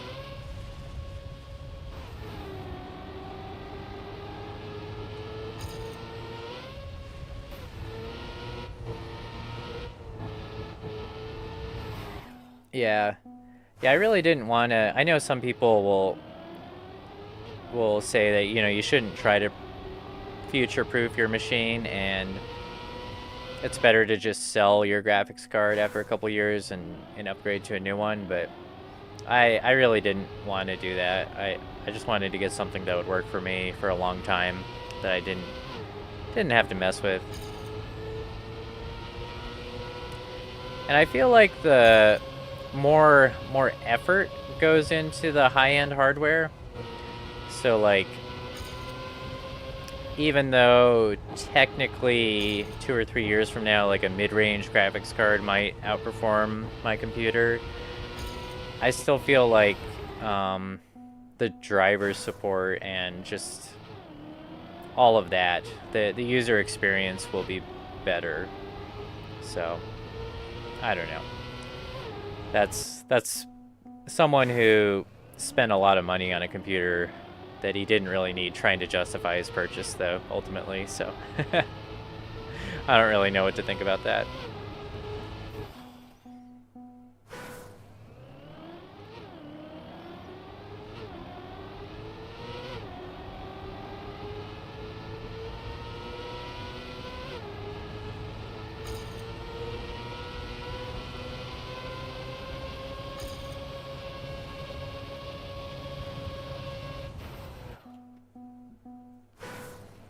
That said, I am getting some frames dropping. Like the frame rate just goes to 0 effectively for like a half second. And it doesn't happen often. But I just noticed it happened for the first time today since I've been streaming. And Trackmania is known as, or it's known to be a very poorly optimized game. So I think it might be something to do with that. But it seemed to be a lot worse when I had G-Sync enabled, and of course I have G-Sync disabled now because I'm streaming, so but it's still doing it, which is weird.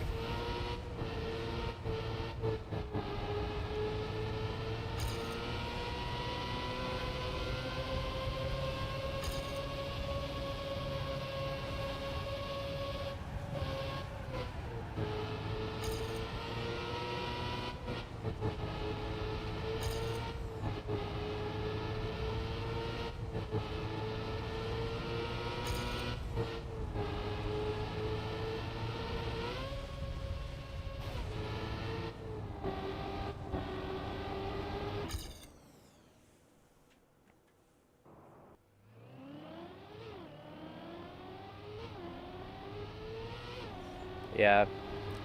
Yeah, the 1660 Super is a great card, from what I understand, so... So yeah, I'm definitely of the mind that you should not plan on constantly upgrading your computer. I don't think it's worth it, but... I guess if you're really looking to stretch your dollar as much as possible, it could make sense. And if you just want to stay on the bleeding edge, but a lot of times it's better to be a couple generations behind. And that's the other thing, is like, I think the 5000 series GPUs just got released like a month after I built this computer, and also the new round of AMD processors are coming out very soon. Like, they've already got benchmarks and stuff, so I knew that was going to happen. I knew that right away I was going to be a generation behind, but frankly I don't care. I think I got a good deal on the parts. I noticed that GPU and CPU prices were going up as I was putting this build together, and I feel like they do that. They like jack the prices up starting in October so that they can offer so-called Black Friday deals with the new equipment, and then yeah, it winds up not being that much of a deal. But I don't know. I think you can think too much about that stuff too. It's like, I wanted to play games now, so there's no point waiting for the next gen stuff to come out. Just gotta bite the bullet and do it.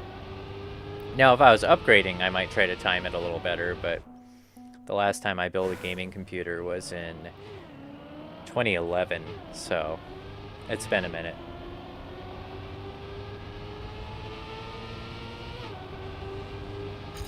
Yeah, same thing for phones.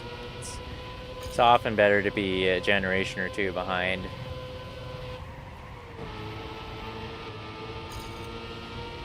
Or 3 or 4. I was thinking about getting the new iPhone, and then I realized, because I'm not going to be making YouTube videos, at least not in the same way, I don't really know what my needs are for a camera, and yeah, I wouldn't be using basically any of the new features of the latest iPhone, so I decided not to upgrade. Although I do wish my phone had the built-in SOS GPS communicator, because I do have to carry around like an extra SOS beacon in my pack because I don't have that feature built in. So it'd make my pack a little bit lighter on hikes if I got the new iPhone, but that's practically the only benefit to me, and better battery life, but I should just get a new battery for my phone.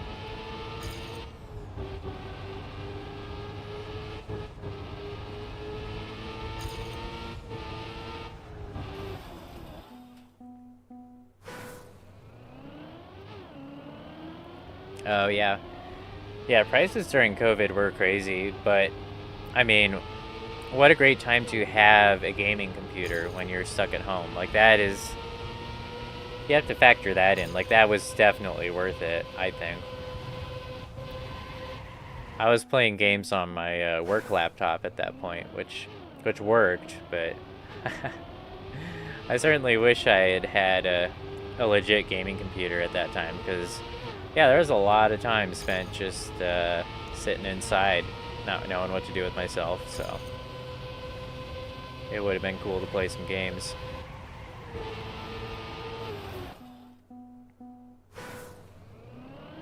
Yeah, that's a good reason.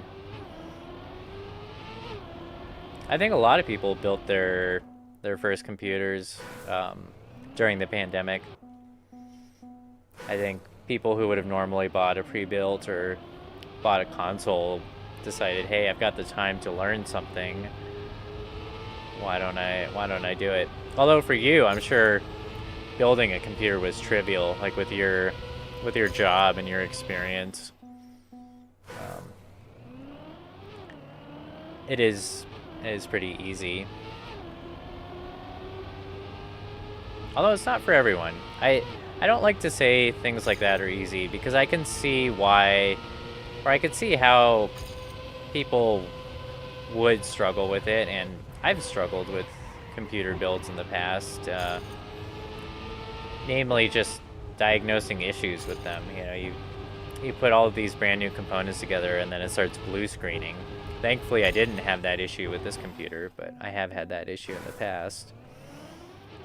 And so, it's not necessarily the easiest thing. Yeah, I know what you're saying. I think maybe it made you more confident when it comes to working on computers, if that makes sense. Yes, indeed.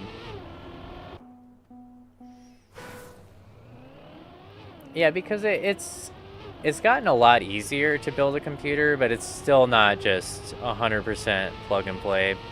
I did have some issues getting the OS installed on this computer, because I was trying to make a bootable flash drive on my Mac, and eventually I did get that to work, but I had to borrow a flash drive because I didn't have one that was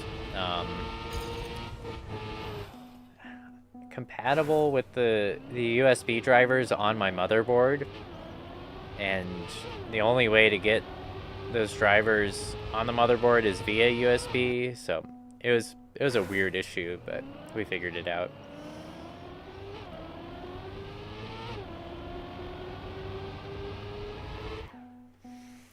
But anyways, I've been on for 2 hours now, which makes this officially my longest live stream ever. And I feel like my mouth is dry from talking so much, even though I didn't talk that much.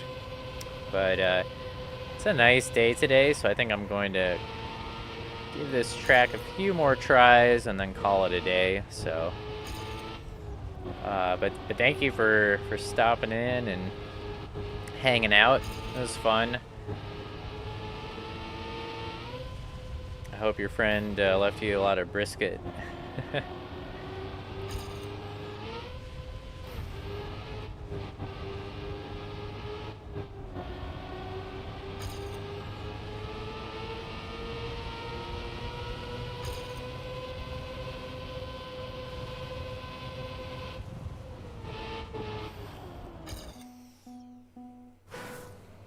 Nice. Yeah, hopefully I'll see you around here again sometime. I feel kind of bad, like I hope none of my friends feel obligated to watch this, because it's probably, I don't know. I don't want to self-deprecate too much, but I could see how this might not be very interesting, because I'm basically, especially at this point, I'm just banging my head against the wall trying to get better at this game.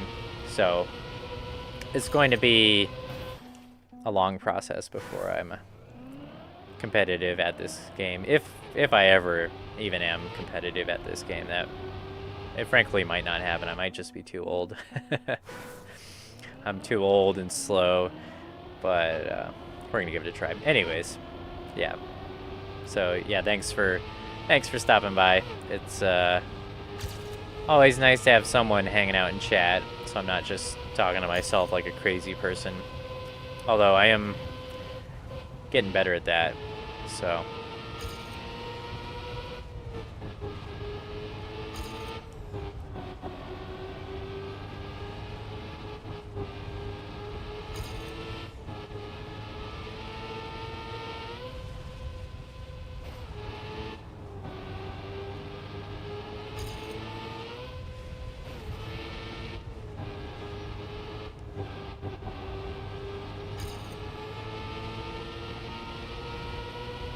Also, one thing I'm still getting used to is, like, I can see in my peripheral vision that somebody has said something in chat, but I literally cannot look right now. And I guess that's just kind of expected, but it's weird for me. It feels rude. Okay, now I can look because I crashed. Yeah, that's the play. Just have my screen up like in a corner of one of your monitors. So, I don't know. If I did that, I would be super distracted. But if you can do that, that's cool. It does help me out, because to get monetized on Twitch, I need a certain number of it's like average concurrent viewers, and it's a super low number. Like I need 50 followers and then like an average of 4 concurrent viewers. But as you can see right now, like you are my one viewer, so this isn't good enough. I need to get more people watching my stream, but yeah, having anyone in here does help. So I do appreciate it.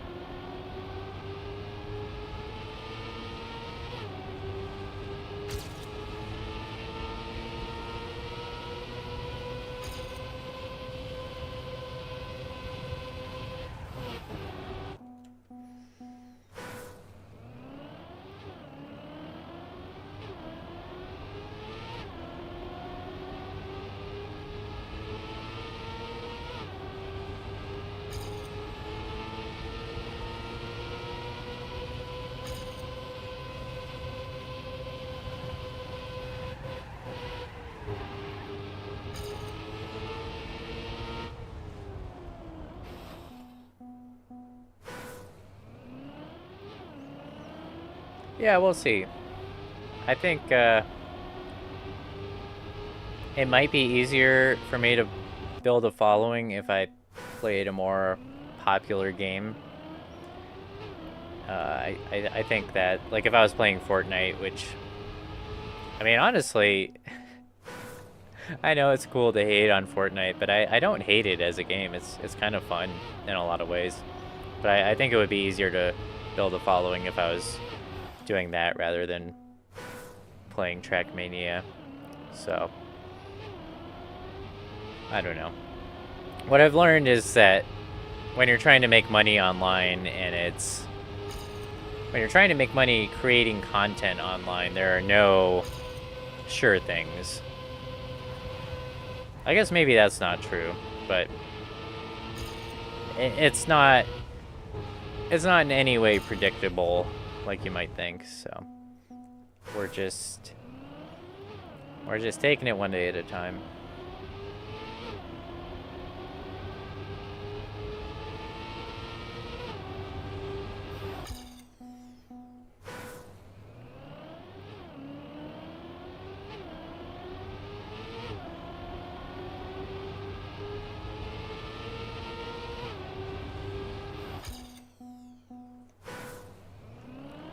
This first corner isn't necessarily hard, but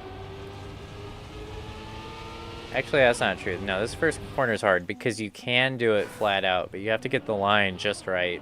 So that's why I keep crashing on this corner, because you kind of turn in a little bit and then you turn in a lot. And I think even though my split time was slower there, that was about perfect, because now I'm carrying more speed and crashing. All right.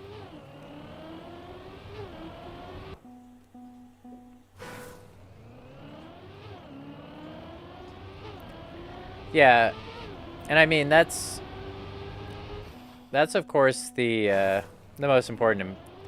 That is of course the most important thing to me, is that I'm having fun doing this, and that's why I'm playing this game, is because I have fun playing it and I want to get better at it. And if I realize that I'm not having fun streaming, or if I realize that I'm not having fun playing this game, I'm going to make a change, because there's no point putting effort into this if it feels like work. And I mean, I guess maybe at some point it might feel like work, but hopefully at that point I'm making money doing it. Like, I'm okay if it feels like work a little bit and I'm making money, but if I'm making $0, I'm not gonna do something that's not fun. But yeah, that's a really good point. Yeah.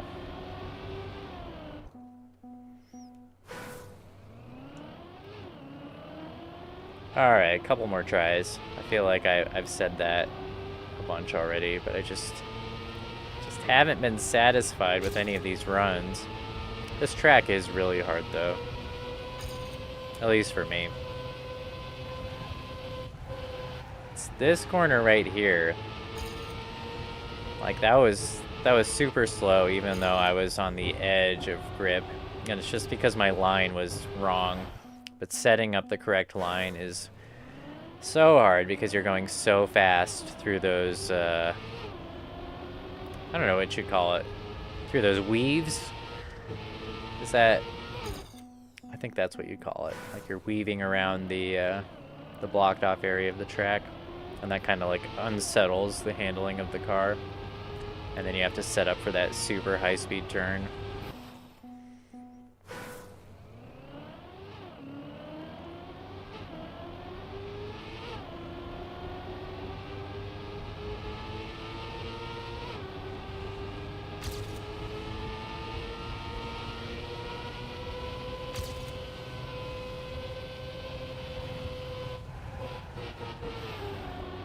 Oh, if I didn't crash there, that would have been perfect. Alright.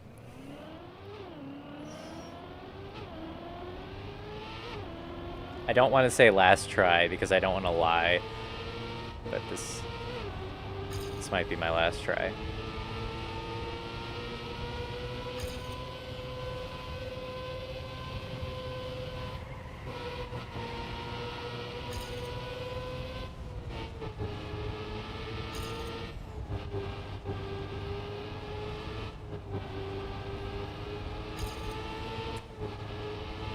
And then, of course, because I've been focusing on that first turn, or the first couple turns, I'm slow on the rest of the track.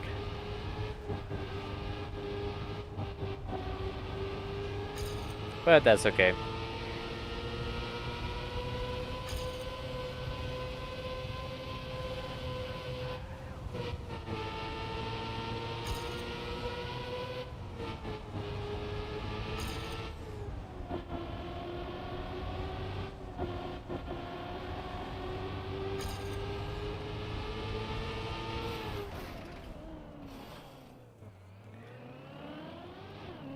Alright, we're gonna... It's all good up until that corner. Yeah, that's a satisfying enough end, so... Yeah, I know. That crash was painful. But, yep. That'll do it for today. Thanks for stopping by, and, yeah, I'll see you next time.